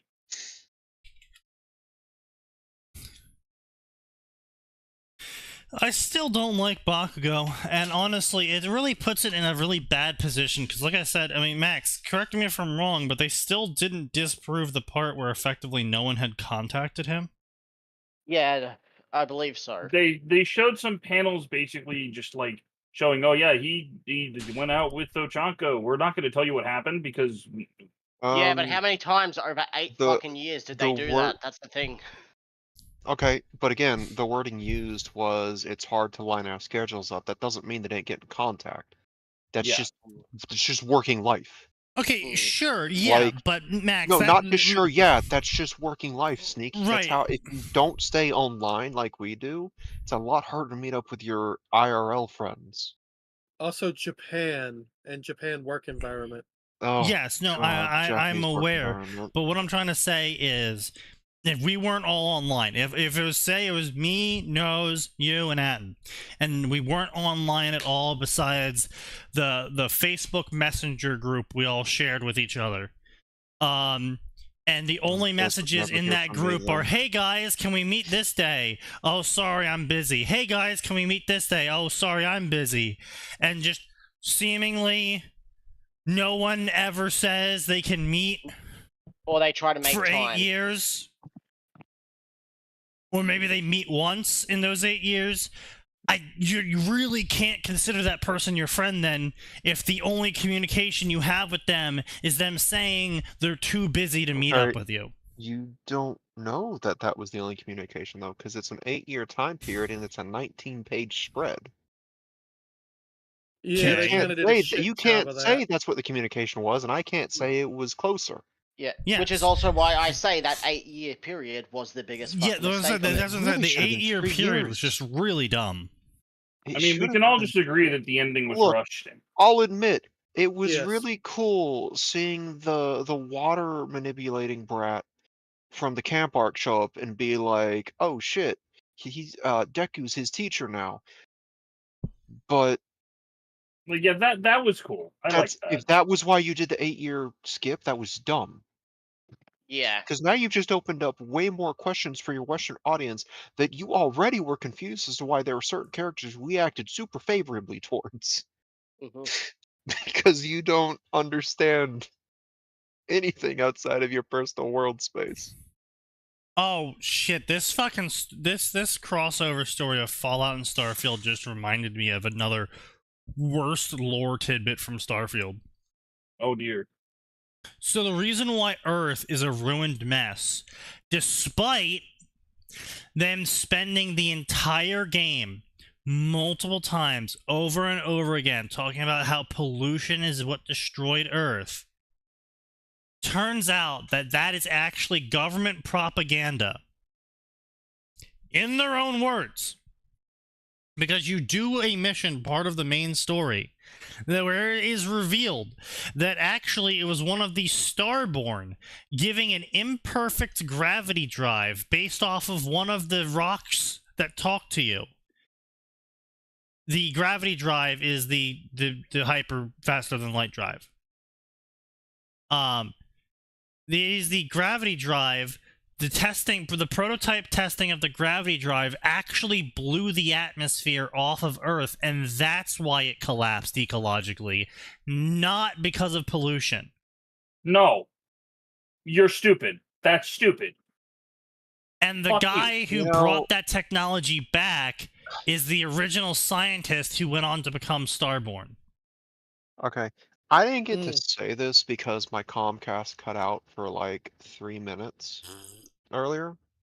Yeah. Everything you're describing, the way you're describing it is one, I have to like notch it down a bit because you tend to over exaggerate on stuff that you're explaining I'm not though. that you feel negative about. Yeah. But if you're not, even if you are exaggerating this sounds like the fever dream of an 11-year-old who got his hands on Game Maker RPG. Yeah, pretty much. Like this was I supposed mean, to be a didn't they big hire twist. Indians to do Like the plot? This Story is- writing and game development is difficult, but these are beats that I knew a kid in middle school would have written for a sci-fi story if he wasn't trying to write a fantasy story. Yeah. Like here's the thing, right? This was supposed to be a huge pivotal moment, big reveal. Because the guy that is chasing you and the guy that's been hunting you, both Starborn, actually just show up when you leave the facility and they're like, now you know the truth.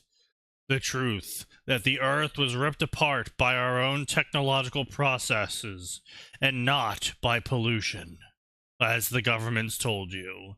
What will you do now with this information?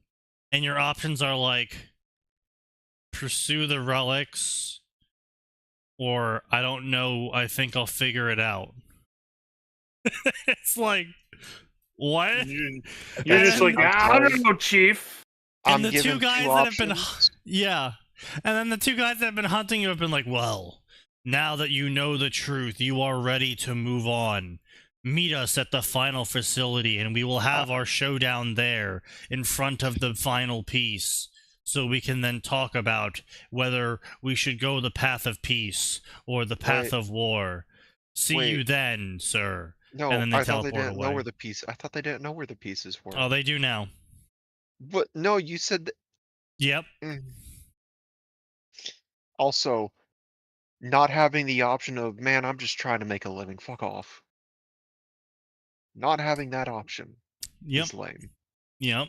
I No, should but be you allowed. are destined. I should be allowed to sandbag your edgy OCs. It is your destiny. I'm Kirkbride. I'm mainlining 13 different fucking mushrooms. I hate that, like, I see the framework for something that could be a solid, like, Obsidian RPG with the writing. And you're not even giving me Fallout 3 Bethesda style writing. You give me something that's 2 tiers lower. Yeah. It's terrible. It is god awful. Should have had the option to just go, nah, how about I just kill you both now and call it a day? Yeah. Yeah. Fourth option, open fire. Gun skill Exactly. required, 72. Yeah. I cast gun mid conversation. I don't like very much. I don't like the sound of your voice. You Sean. know, that was one I'll cool take thing the that renegade Fallout 4 option. did, which is, oh, I see you're monologuing. I'm just gonna take 2 steps back and down sights and done. That's taken care of. Yeah. In the middle of dialogue. That was a good addition. Yeah, it was just really weird. It was just really like they tried to have this whole like secondary reveal moment thing where you can meet a guy called the Hunter at the start of the game and he's like hanging out in the starter bar that you get to when you first land on the first planet. And you can walk up to him and he's like, "Oh, hey there. Yeah, I haven't seen you before. I don't like getting attached, so don't ask me too many questions." Alright, well, I'll see you around, kid. And then halfway into the game, the character shows up, kills your best friend, and is like, "Oh, you're the person who found the relic. How about that? I've been looking for you the whole time, and I already had met you.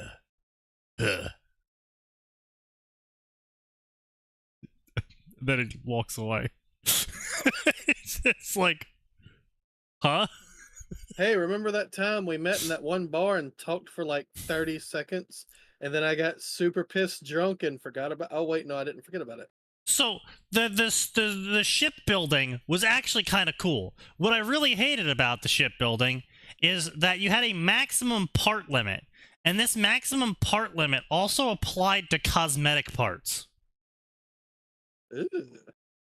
So literally So your cosmetics counted towards your total limit.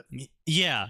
So you had the option of making a cool looking ship or making a ship that can carry all of the shit you've been picking up.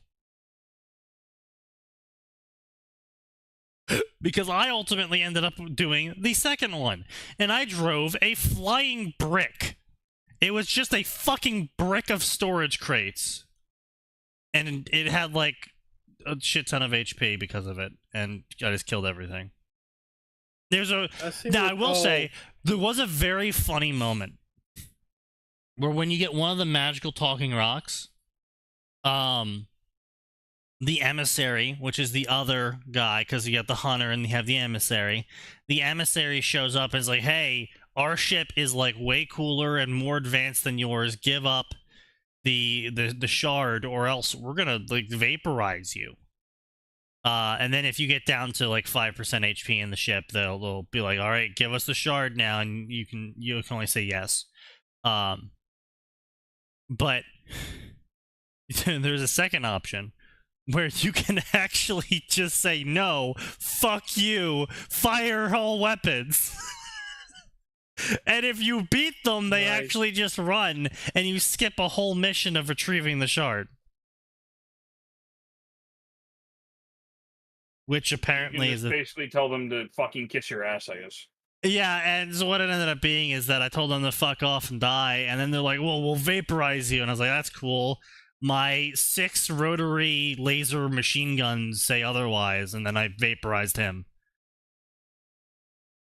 Excellent opinion. However, no. What do you mean, no? Launches 300 missiles. No. Launches 5,000 missiles. I forgot we were fighting a Caldari. We're gonna hit the big red button. What the fuck does a big red button do? It fires a bigger missile. No, the fucking in cartoons they just had like the gun that had like 3,000 barrels and shit like that. Just turns the ship into that.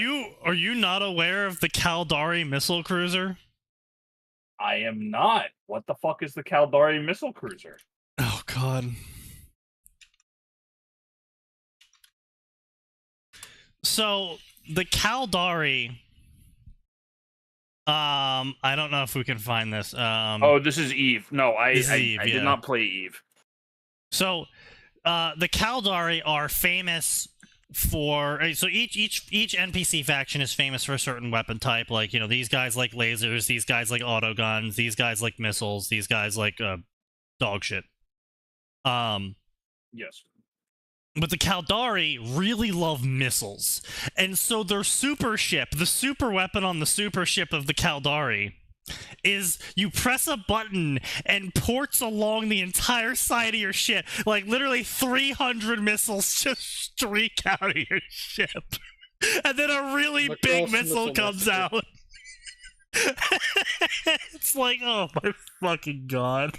Legitimately, the only thing I know about Eve is healing ships and the meme of, this is a tumor. A cancer tumor is forming. That's the only thing I know about Eve. But yeah, that's pretty fun. What? I said that was fun. No, that's Elden Ring. Never mind. That's not Eve. What? Elden Ring Titan Army Cinematic Battle. Yeah, I don't know. Yeah, I was like, wait a second.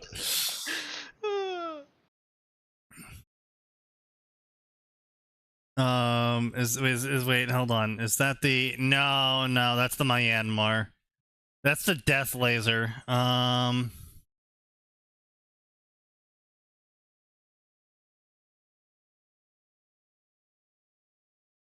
Okay, no.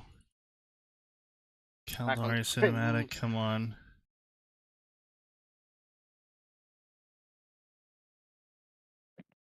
No. That's another composed by... Come on, how hard is it to find the fucking goddamn... cinematics for Eve. Holy shit.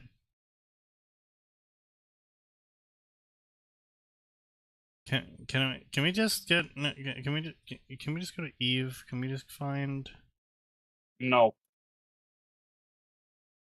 Eve Uncensored is still an amazing video. Holy shit. Eve Uncensored is so the company decided, hey, we're just gonna compile a 3-minute collection of clips of the best moments in Eve ever of player moments. And that shit is fire. Come on, is there a way of a playlist? Do we have like cinematics playlist? Come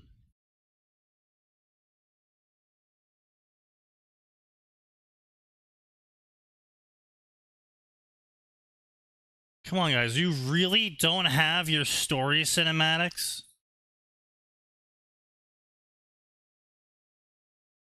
EVE Online trailers, here we go. This must be it. 74. Fuck. Shit. 74 free expansions? Are you... Oh, Eve. Welcome to EVE Online. Why is there 74? Because Why not? the Do they run a CCP mafia ring? The CCP really enjoys 16 years ago, goddamn. Oh, is there just like a whole bunch of Chinese people that play the game? 16 years ago they did the graphical upgrade. Oh god. And the only thing that I remember is that one Space Marine game that was being touted, and then I heard it died, and I was like, oh, that's a bummer. No, that's not it.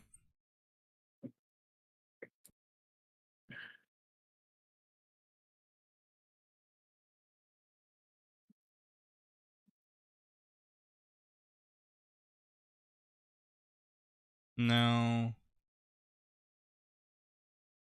Curse of age myself. I mean, it's not so much of a curse of age myself, it just makes me realize how long ago I actually played this game.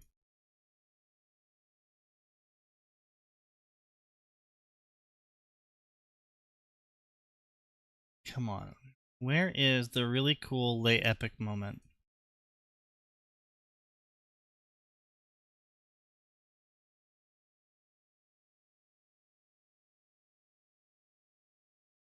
I mean, that's sort of it. Wait, is this it?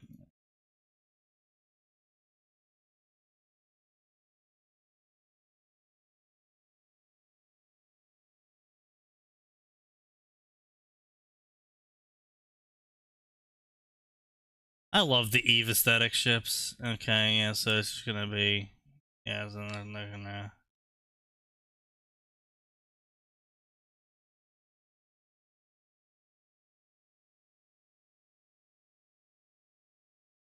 Yeah, okay. Where is it when they started actually making genuine cinematics? I think...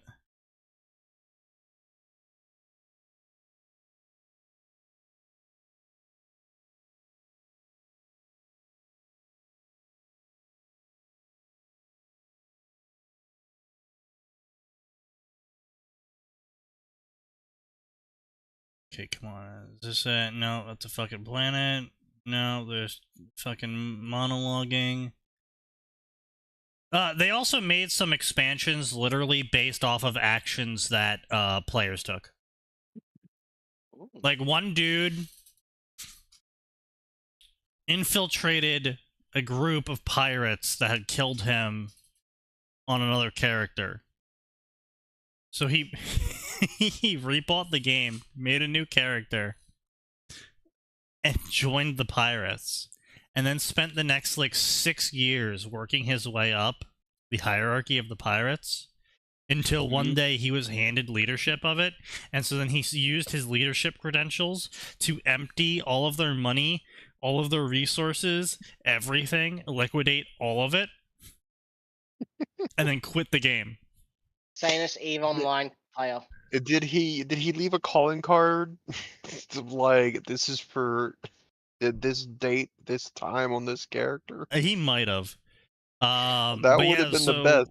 well, I mean, he had to have, because what ended up happening is the company, instead of restoring all of this lost stuff to this player corporation, they said, lol, no way, man. That's way funnier. We're just going to turn this into an expansion and make it part of the universe canon. So I Just love Just the that. classic, just like, oh, you ruined our thing. That's funny as fuck. Let's make an What expansion. a out of it. what a fantastic revenge story.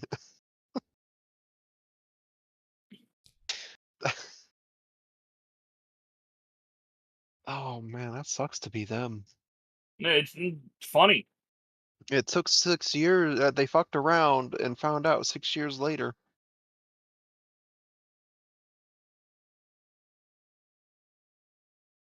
No.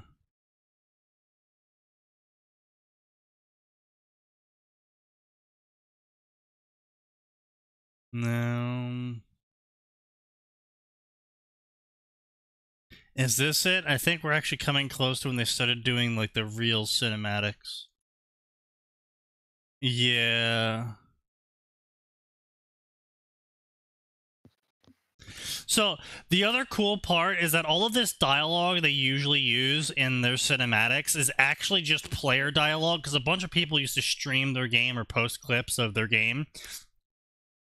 And because of how intense Eve is, they would literally be like, Wing 1, where are you? Flank them from the right. And shit like that. So it's completely organic dialogue of shit actually happening in the game.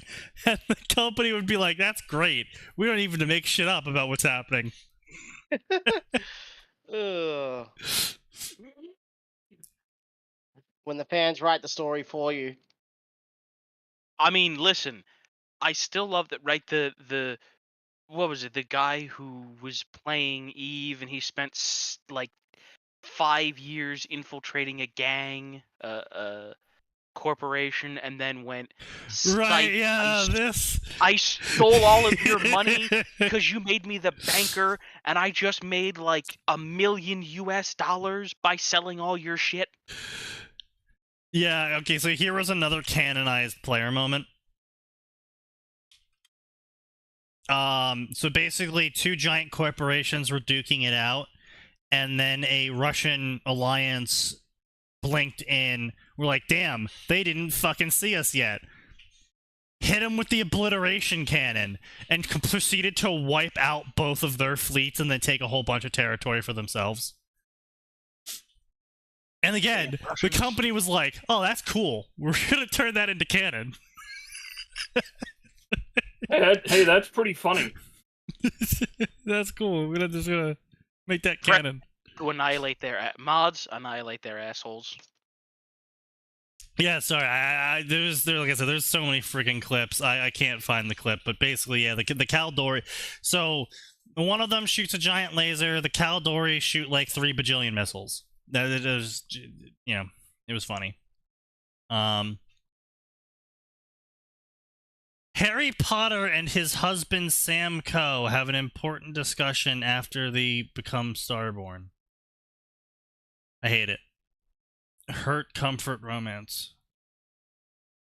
I hate it so much. Her comfort. Why is it always Her comfort? You know what? Comfort is a mistake. You know what? I want to see a hurt adding more hurt. Where it's just a sad story where everything gets sadder. Yeah, hurt making things worse story, right? So what I'm hearing is you want a World War I story. I mean, I was gonna say Warhammer. You know what? Give me a World War I Warhammer 40,000 making things worse story. I mean, we just call that Krieg.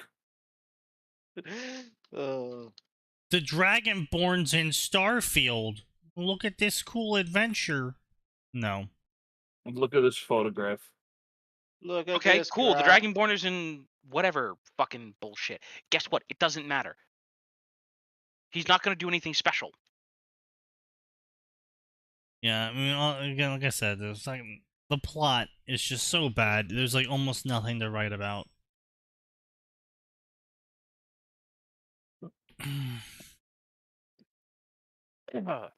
Twitter pated. When Deku and Class 1A start a special sex ed class for class things are bound to get awkward and spicy. This is a fluffy Izuku Ochanko story centered fiction with maybe Izuku harem hinted pairings. If you're like me and you need a break from how heavy the manga gets and how heavy the anime is going to get, join me for some fluffy fun times. Can we not? Can I instead execute you? Featured characters: Izuku, Ochanko, Katsuki, and Shoto. No. No. No. On a scale of 1 to no, the answer is no. No.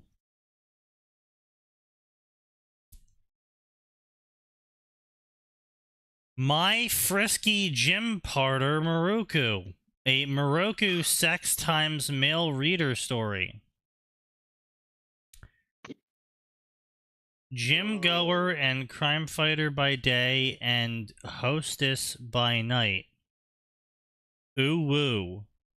Let's see how well you fit into this story as you overcome your feelings of selfishness, guilt, and dealing with your own quirk giving you issues and other people causing trouble too.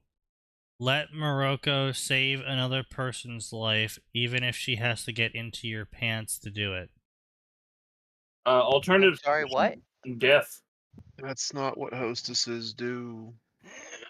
Not in Japan, but the only person that this person probably knows about a hostess is a prostitute. Hostesses don't do that in America either. A hostess is, in fact, an event organizer of sorts. That's why I said the only kind of hostess he knows is a prostitute, not an actual hostess. Yeah, no, what Kaz The is only trying to hostess say... he knows is probably the Yes, sugar brand. What Kaz is trying... Yeah, I mean, yes.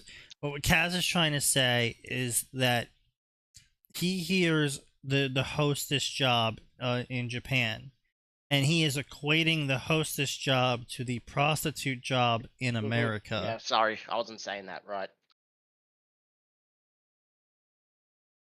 Yeah. Gonna kiss you on the boulevard by a barefoot truck. No. Okay. 1,000 curses upon you. May you never regain sanity. A collection of one-shots of Deku times Femme Todoroki. No. Why? Todoroki is just such a piece of shit. I mean, there's really good reasons for it, but he's just a piece of shit. Yeah, but boobs. No, he's... How is he a piece of shit? Are you thinking of Bakugo? No. He you looks thinking of down on Endeavor? pretty much... Todoroki looks down on pretty much everybody, insults Yeah. them. No. Yeah. What? Yeah. No. No, yeah, he doesn't. He kind of does, because during the sports festival, the only I would say person the entire he, sports festival is him. The only person he even made a challenge to was Izuku, because his power is similar to All Might's. No one else was even on his radar. He thought he had that in the fucking bag, no matter how good everyone else was. Like, yeah. Also, on top of that, he casually disregarded the safety of his classmates when Multiple fighting times. them for spars. Froze the entire fucking thing. I frozen can't entire call him building, yeah. like arrogant. Sure, that doesn't make him a piece of shit. He didn't look. The only reason he was looking down on people is because he refused to use his full power because of his father being a eugenics actual piece of shit. Not But really. he specifically says things like, no one here is worth my time. And even if that might be true... Oh, okay, but it was true there. Okay, Max, if a guy goes into a local fighting game tournament beats everybody, and then says nobody here is worth my time. Is he an asshole just because he won? Or is he not an asshole just because he won? No, he's still an asshole. Okay, that's different from being a piece No, of it's shit. not. Sneaky's an asshole. He's not a piece of shit. Personally, I feel like I'm not gonna say he's a piece of shit, but I do have a lot of negative feelings for him, specifically because he is purposely handicapping himself, and he is declaring that he's going to use this highly deadly element to save people while handicapped. And Yeah. he's he grows past that as well. Yeah, he does. Right. Yes, he does grow Significantly, past it, but it Yes, takes but him a that's long only because unlike time. Bakugo, problem he is- actually has character development, and Yes, it he has more consistent development throughout. than Izuku does, but Right, yes. but Max, Izuku it effectively doesn't takes him develop. till the Chunin exam, and the Chunin exam was effectively the end of Naruto. No, the problem Yes, is that the and only that arc reason is where Izuku it got through to started. him is protagonist hand waving. Like, no offense, but Izuku should not have been able to help him with just the words "It's your No, quirk." honestly, I think Like- Bakugo would have been the better choice. I think for that, Bakugo Yes. would have in been a terms of better attitude. choice, or alternatively, a world where Izuku isn't a fucking piece of shit. I think he As- could have also been. As hard as it is to give Bakugo any credit, because our introduction to him is "Go kill yourself, Deku." Yeah. He's got the right attitude to Get a kick in the get pants from get Todoroki. Todoroki to be like, "All right, I'll start using the flame powers." If Yeah. only because fuck you in particular. Yeah. But again, like, he's not. I can't call him a piece of shit. An asshole, sure, I'll grant you that. Maybe that's just because I actually clearly set definitions between insult I give people. I know, I see where Atin's coming from with labeling him as a piece of shit, because he does end up nearly harming his teammate who has a frog quirk, which makes her react heavily negatively to him icing the entire field. Mm. I mean, it should have been a little bit. No, Suyu wasn't his partner though. What?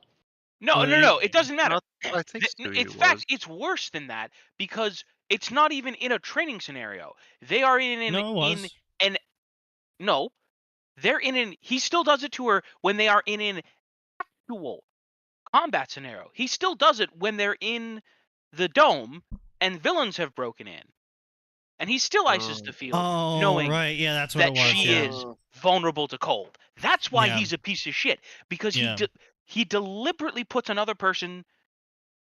Okay, maybe he doesn't deliberately put them at risk. I didn't think utterly he did that. unthinkingly I didn't think he puts did them that at to risk, Suyu though. and he has I the thought that- ability to so- fix it. No, they weren't on the field. They were separated.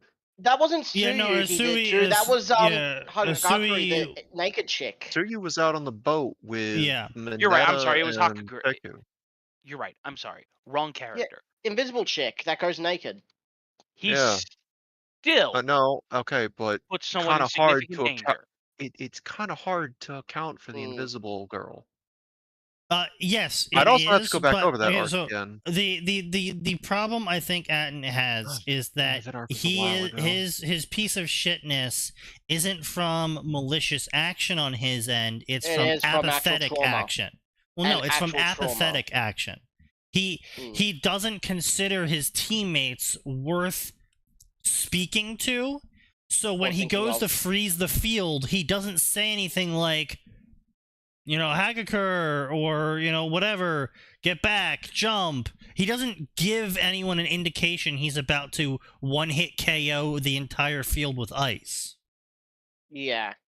And so he puts teammates into a very dangerous, potentially lethal scenario because he's too apathetic to communicate with them. Which is not a attitude or a mindset that someone trying to be a hero should have. If you're trying to be the opposite of your dad, maybe dismissing everyone around you isn't the way to do it, because that's basically what your dad does. And like don't get me wrong. I do genuinely understand. The poor kid is traumatized. I get it. He legitimately wants to Oh, yeah, kill absolutely. his dad Yeah. because his dad put his mom in in a mental asylum. And his mum wasn't the best either, but he repressed that bit after Yeah. his brother died. Yeah, but Or like, died. I get Air it. quotes. He had a terrible upbringing. Yeah. But with the amount of money that his dad has, and even without that, once he gets to UA of all places, he absolutely has access to mental health resources. Yeah, but Okay, it's well, a Japan. You know who teenager the looking you for know you know who's it- hard to get into mental health resources at? teenagers, men, Japan. Japan, Male teenagers Japanese male who are teens. already experiencing 'Cause- mental trauma. Yeah. Because due getting to mental their help is upbringing. actually like full looked down upon and a sign of instability. I So mean, people don't get therapy. Pretty It's much looked true. down on a lot of places. Generally, but here's the problem. He acknowledges that his father has made him fucked up. Yeah. He acknowledges that he's not normal. That's my problem. It's like Deku Okay, saying, but that I want to be the greatest hero, but Okay, then no, Deku doesn't do that anything about it. that Okay, took a while for him to be able to admit that is the Yeah, problem also here. on If he top was of like that, this from the start, I wouldn't be so defensive over what is Yeah. probably the best written Yeah. character by the end of MHA. But that took Yeah. him time after fighting Deku in the Chunin exam yeah. to finally Well, come to terms with that. I mean, it's also on top of all of that. If he ever did end up seeing any sort of quirk counselor, guidance counselor, mental health Anything assistant, like that. if he saw any of these people at any point in time, almost 100% guarantee that they would try and start off with trying to coax him to use the fire side of his quirk more, which absolutely is a 100% guarantee for Turn him off. to shut them out. Yeah. That one's Or completely fair. Yeah. Or because of the respect your parents type of behavior, they would have said Right. said that you can go to Endeavor about this because your mother's in a mental hospital, and that would have been even worse. Or, saying that either he's exaggerating or that he doesn't understand the actions his father takes for him, but he will when he gets older. I mean, there's plenty of things that adults who don't understand how kids think try and tell kids because they love their appeal to authority. Yes. Yeah. And so I can absolutely understand why not only did he never show up to any sort of help with that issue, but he also, even if he technically did, it probably wouldn't do anything. So that's fine. My issue is more along the lines about how he's so blatantly apathetic, and I can sort of understand why he is like, horse blinders on, I'm gonna be the best hero without my fire quirk, and so he doesn't acknowledge anyone around him. I understand that. However, just because you have a disability, whether that disability is due to trauma or something you're born with or whatever, it doesn't give you the right to endanger other people around you. That's why I consider him maybe not a piece of shit, but certainly damn well close. Not a good person. Yeah, because he blatantly puts his teammates in danger. He blatantly puts his classmates in danger. He doesn't communicate. He is apathetic and nearly gets people killed through his apathy, and it took someone breaking themselves to make him even consider that maybe he might be wrong. And yes, he obviously improved later on, but I don't have a high tolerance bar for people like that who use trauma as a excuse to make everyone around them worse.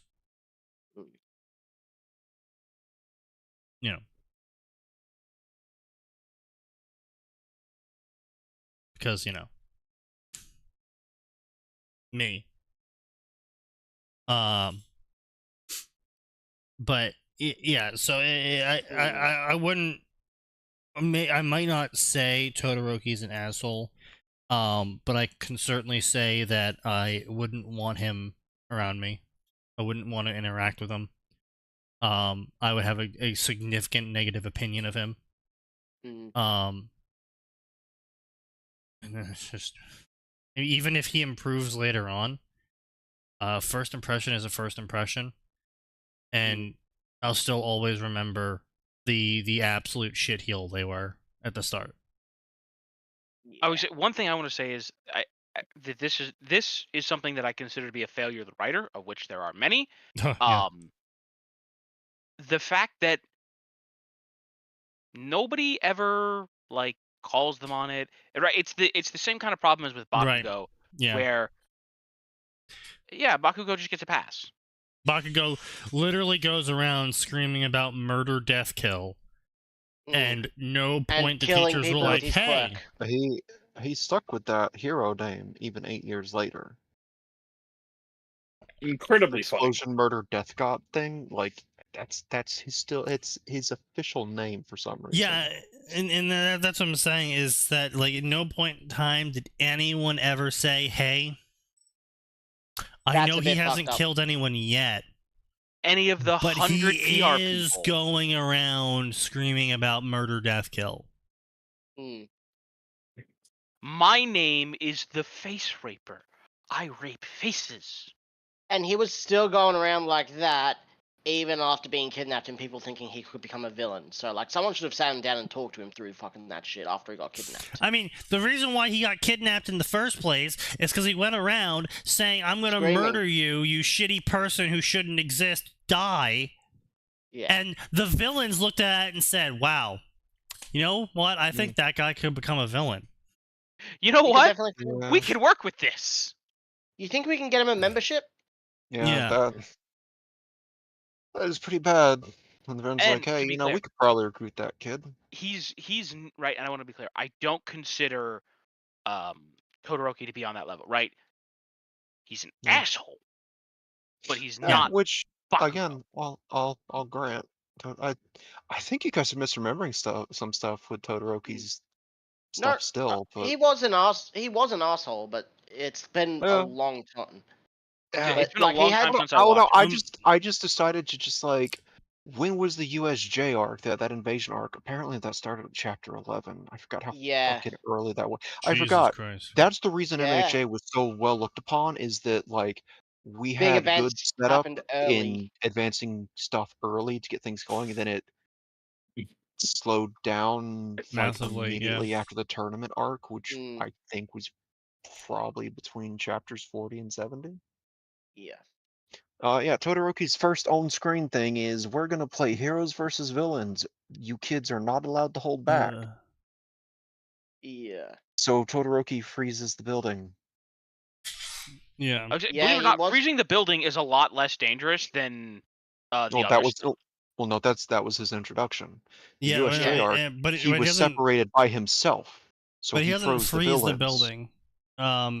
He doesn't freeze the building. He freezes the. He doesn't coat the building in a shell of ice. He coats the inside of the building in ice, which includes his two classmates that were inside. And yes, he was told to go all out. However, there's a difference in being told to go all out and actually going for a lethal kill shot on someone. The problem is, All Might didn't actually know how strong he was. He went all out, but even after that, immediately All Might went, that was a bit much. No, he didn't even do that.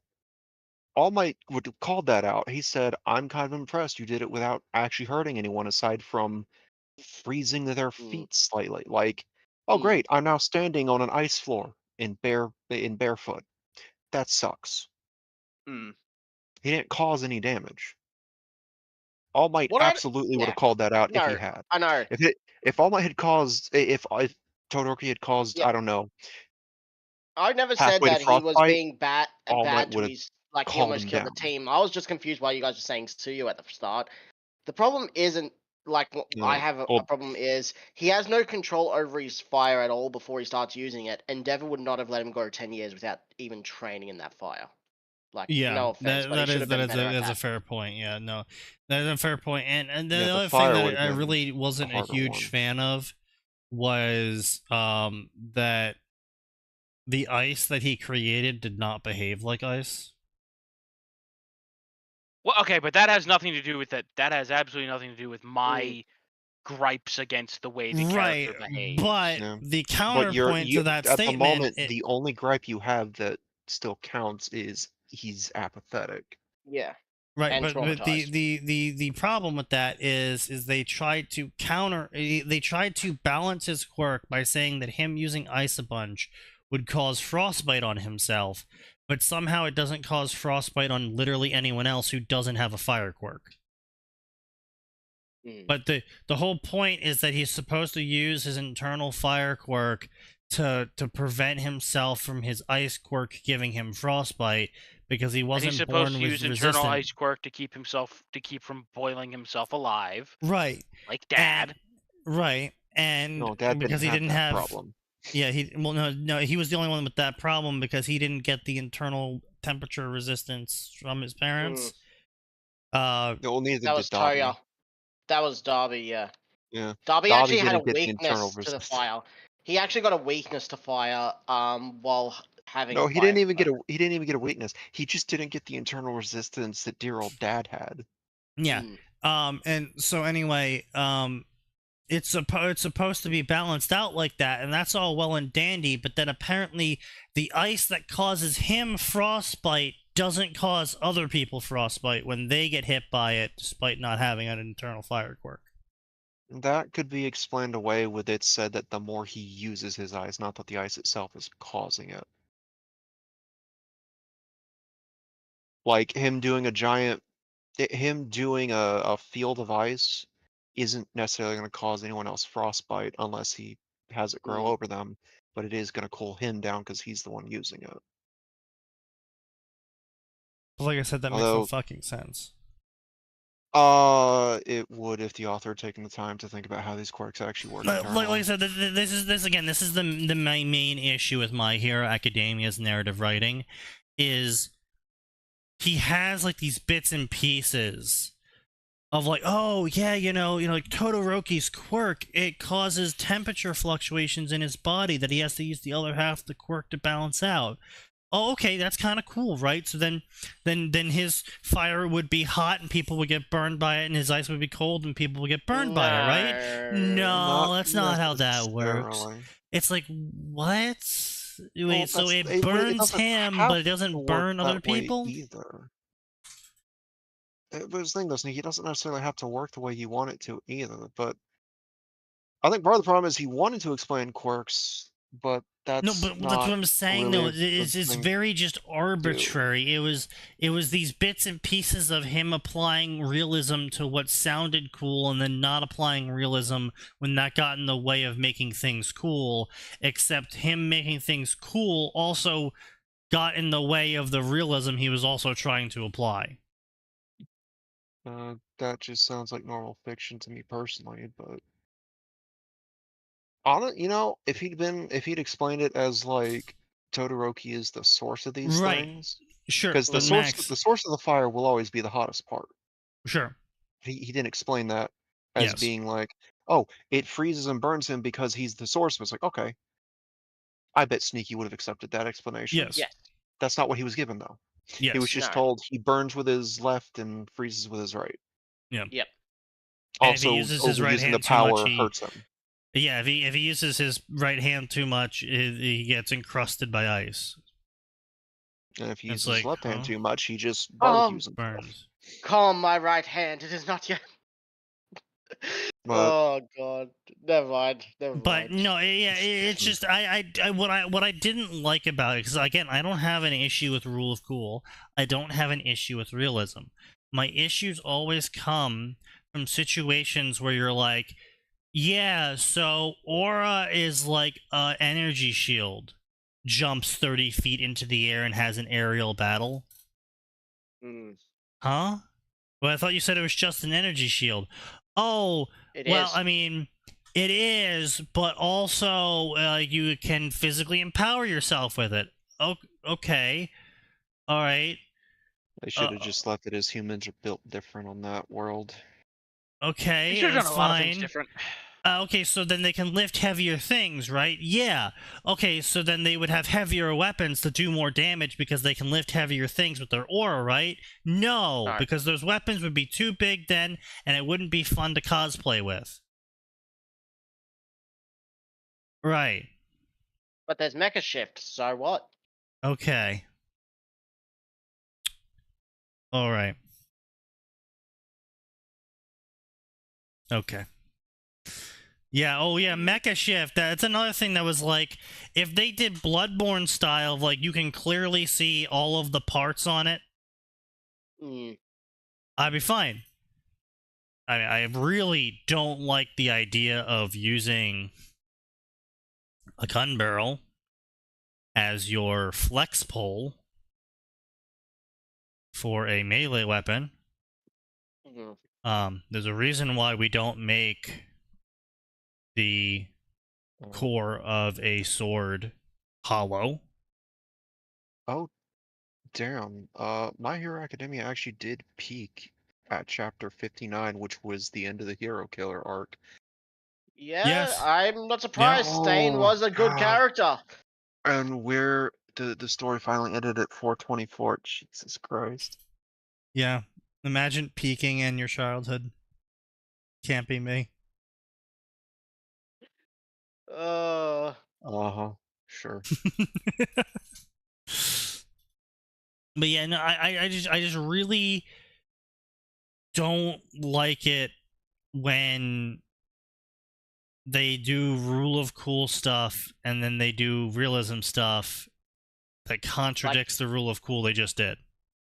Yeah, like you already did the rule of cool, you gotta stick with it. Either that or never have done the rule of cool in the first Like, place. Well, there's no, that's- apparently, no, that's- canonically, no downside to having your aura awoken. Yeah. You can have rule of cool, but if you're gonna have realistic takes in there, they can't conflict with the rule of cool you've set up. Yes. Mm. That's Like the problem. the whole retcon they did where you can't use your aura to defend yourself against attacks you don't see, but then they constantly have the characters getting attacks by attacks they can't see. And their aura Well, blocks die. it. Yeah, when it was like, oh, aura, the implications that aura is always active. It is once you unlock it, it is a passive. Mhm. It is always there, and as And then they they said- retconned that And then they volume just went 5 or lol no. 6. Yeah, and then the I- whole gunfu shit. I really am not a think huge fan of everyone- gunfu. The most gunfu I like is that one gunfu from that one movie with the gun priest. Where it's like I know the- you're not talking about. For I'm- some reason, my I'm- mind went to Velocipaster. I'm and I know very you're glad not. you said with the gun priest, because that does narrow it down. yes. Because that one gunfu in that one movie does not. But, No, uh, I'm as good aware. as I they- was thinking anime Trigun, the No. priest with the huge. Oh, I don't crossing know. Hang on. John Wick gunfu's pretty good. Yes. But I'm talking about like gunfu. I'm not talking about like CQC moves mixed in with a gun. I'm talking about like the really ridiculous gunfu wushu shit. It was a live action movie, sort of post not quite post apocalyptic, but very like Close to it. dystopia. And he's a priest, and like he gets his like memories erased or some shit, so he stays on the mission. And then over the course of the movie, he like regains his memories and has to fight against the priest order of gunfu users. Yeah, Sneaky, I've got a 3-minute clip for you to watch later. Equilibrium. I am so happy you know what the fuck I'm talking about. Isn't there a dog involved in that movie as well at some point? Maybe. Anyway, Sneaky, here's a 3-minute clip Is that to the watch John later Wick? that I'm sure you'll absolutely hate. Yeah, well, John Wick was, you killed the one thing that my dead wife left me after I just buried her the day before. Mm. Oh, I'm calling out Vendetta. Wait retirement, a second. boys. Vendetta. This is the anime, isn't it? That's the V 3D animation, yeah. V for Vendetta. Resident Evil. Is this the one where they're fighting at the Resident Evil build? Is that at the Umbrella building, or is this the one in the airport? I think it's at the Umbrella building. Okay, because I've watched all the Resident Evil movies, including all 'cause the here's CG ones. Yeah. The CG ones have some great choreography, and then you have this 3-minute clip where I don't know if I'm hype as fuck or if I'm supposed to laugh my ass off. I'm not sure which. Oh yes, where they keep shooting at each other and completely miss And it then because they're like and then barrel they're just running in a they're they're just running in a circle. Yeah. And like the dude like fucking barrel rolls to dodge bullets. Yeah. It's like I don't know who choreographed this, but you clearly put your heart into it. Jesus Yeah. Christ. I mean, don't You get put me your wrong, heart it's a into it, funny but I don't know scene. if it was good heart. Yeah. Yeah, It's not hard, it's but a he scene. doesn't have the brains. Yeah. He's got the spirit.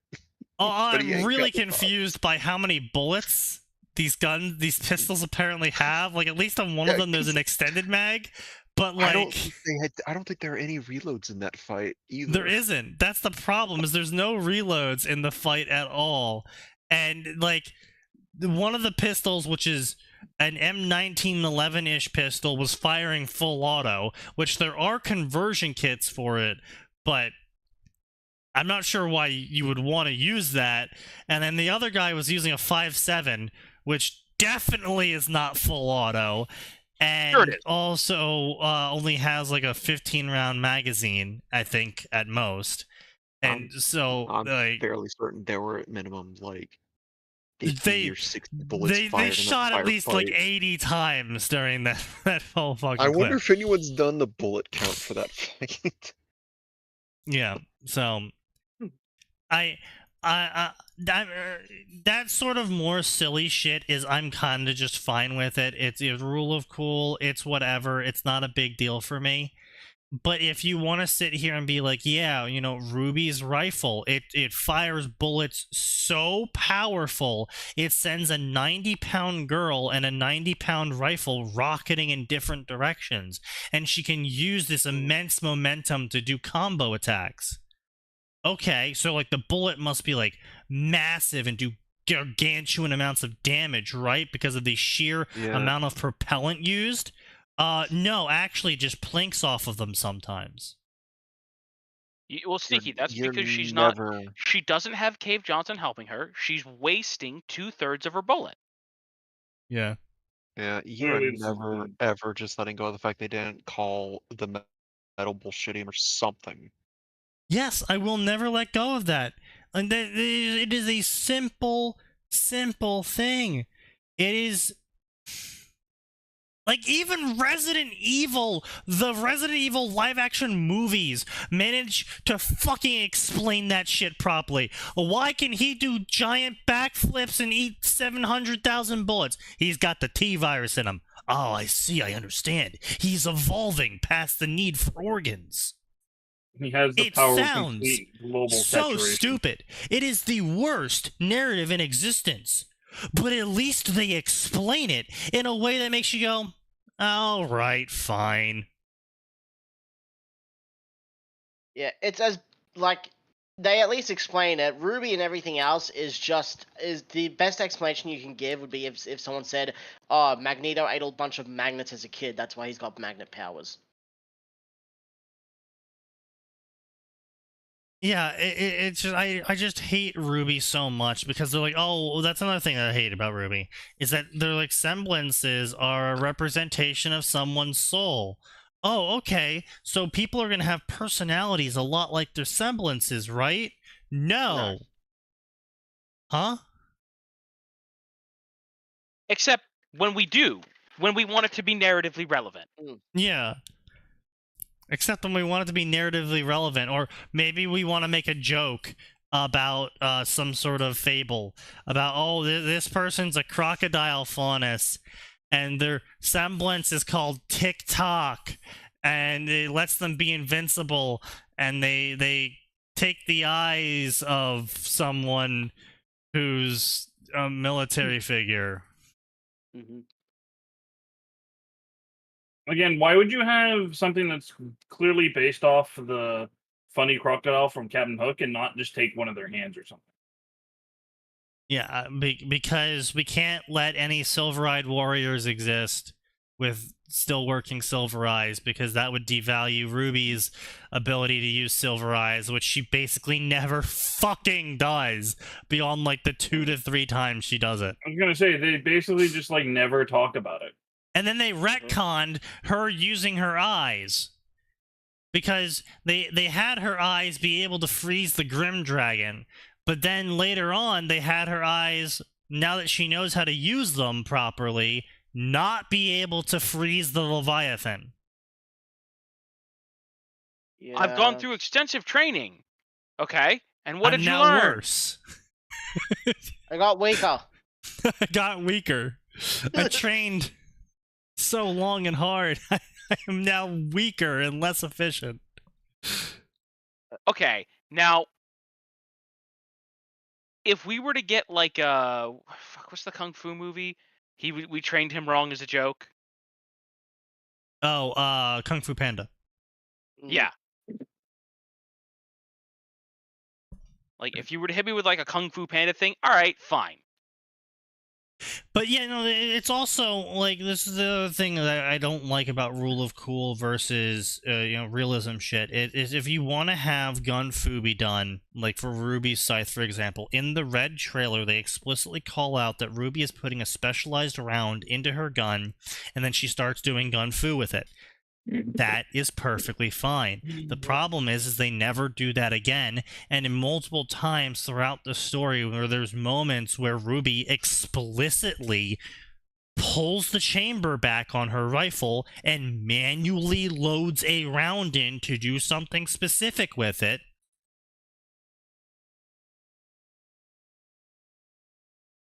She doesn't do that for anything else besides those precise moments.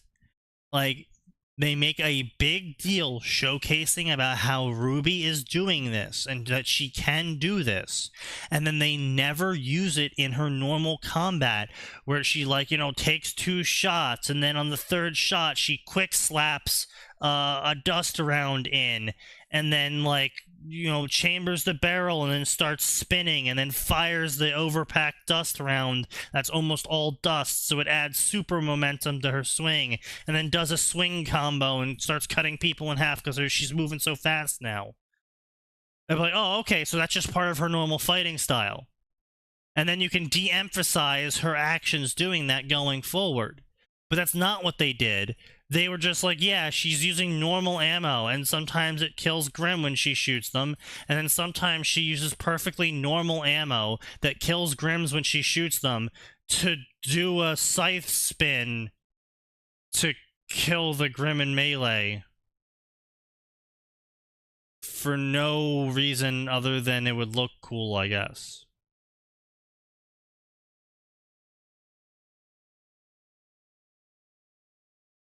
And it's like, why?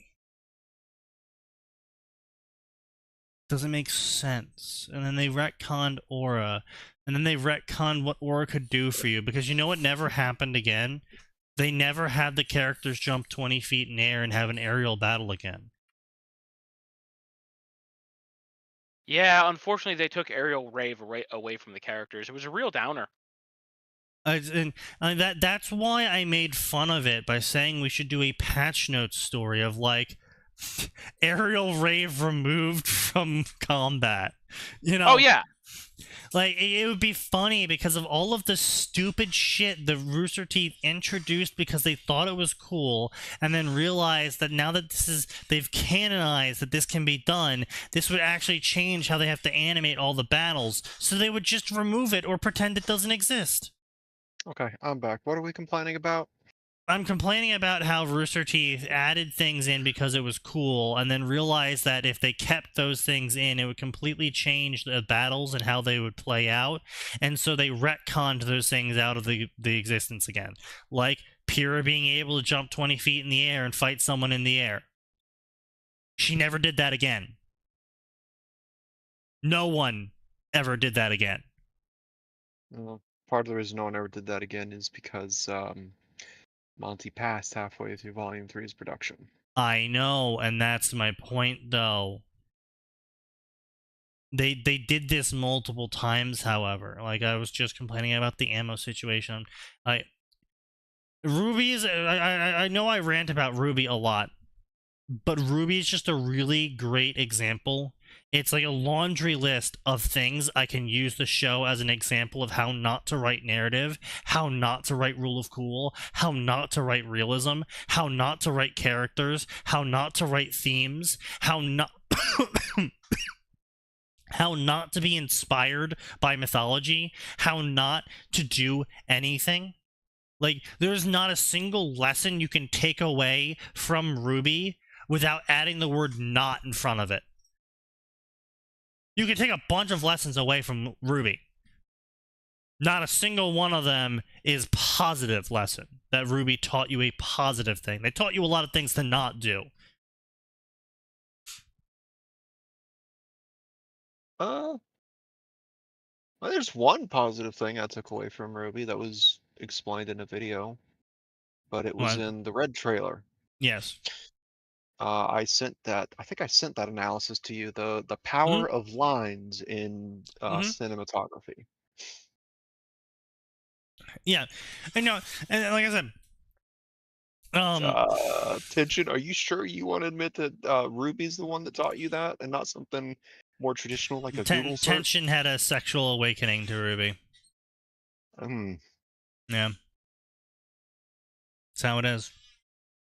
You might not like it, but that's what peak performance looks like.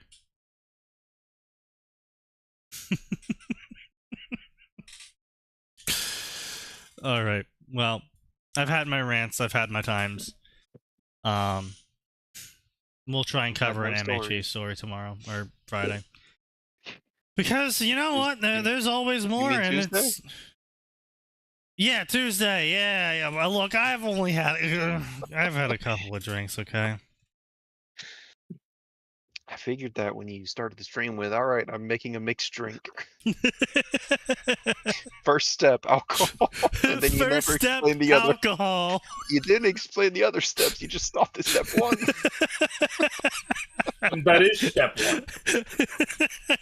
What are you talking about? You come onto the stream, you sit down, and then you make yourself a nice drink. He said mixed drink, though. Yeah, I want to know what he mixed drink. it with. I don't think he mixed it. No, he mixed it with gasoline. The Russian special. Russian special? Man, get out of here. That's a Southern special. I want to admit it. Yes, my favorite drink, moonshine and gasoline. Straight diesel from the tap. How do you think they were cutting the moonshine, Sneaky? I was going to say, how do you think they made that shit? I thought they always cut the moonshine with ethanol. No, you see, they diluted the gasoline with moonshine. Ah, yes, of course. But yeah, you know what? We'll cover the My Hero Academia stories on Tuesday because there's always more. And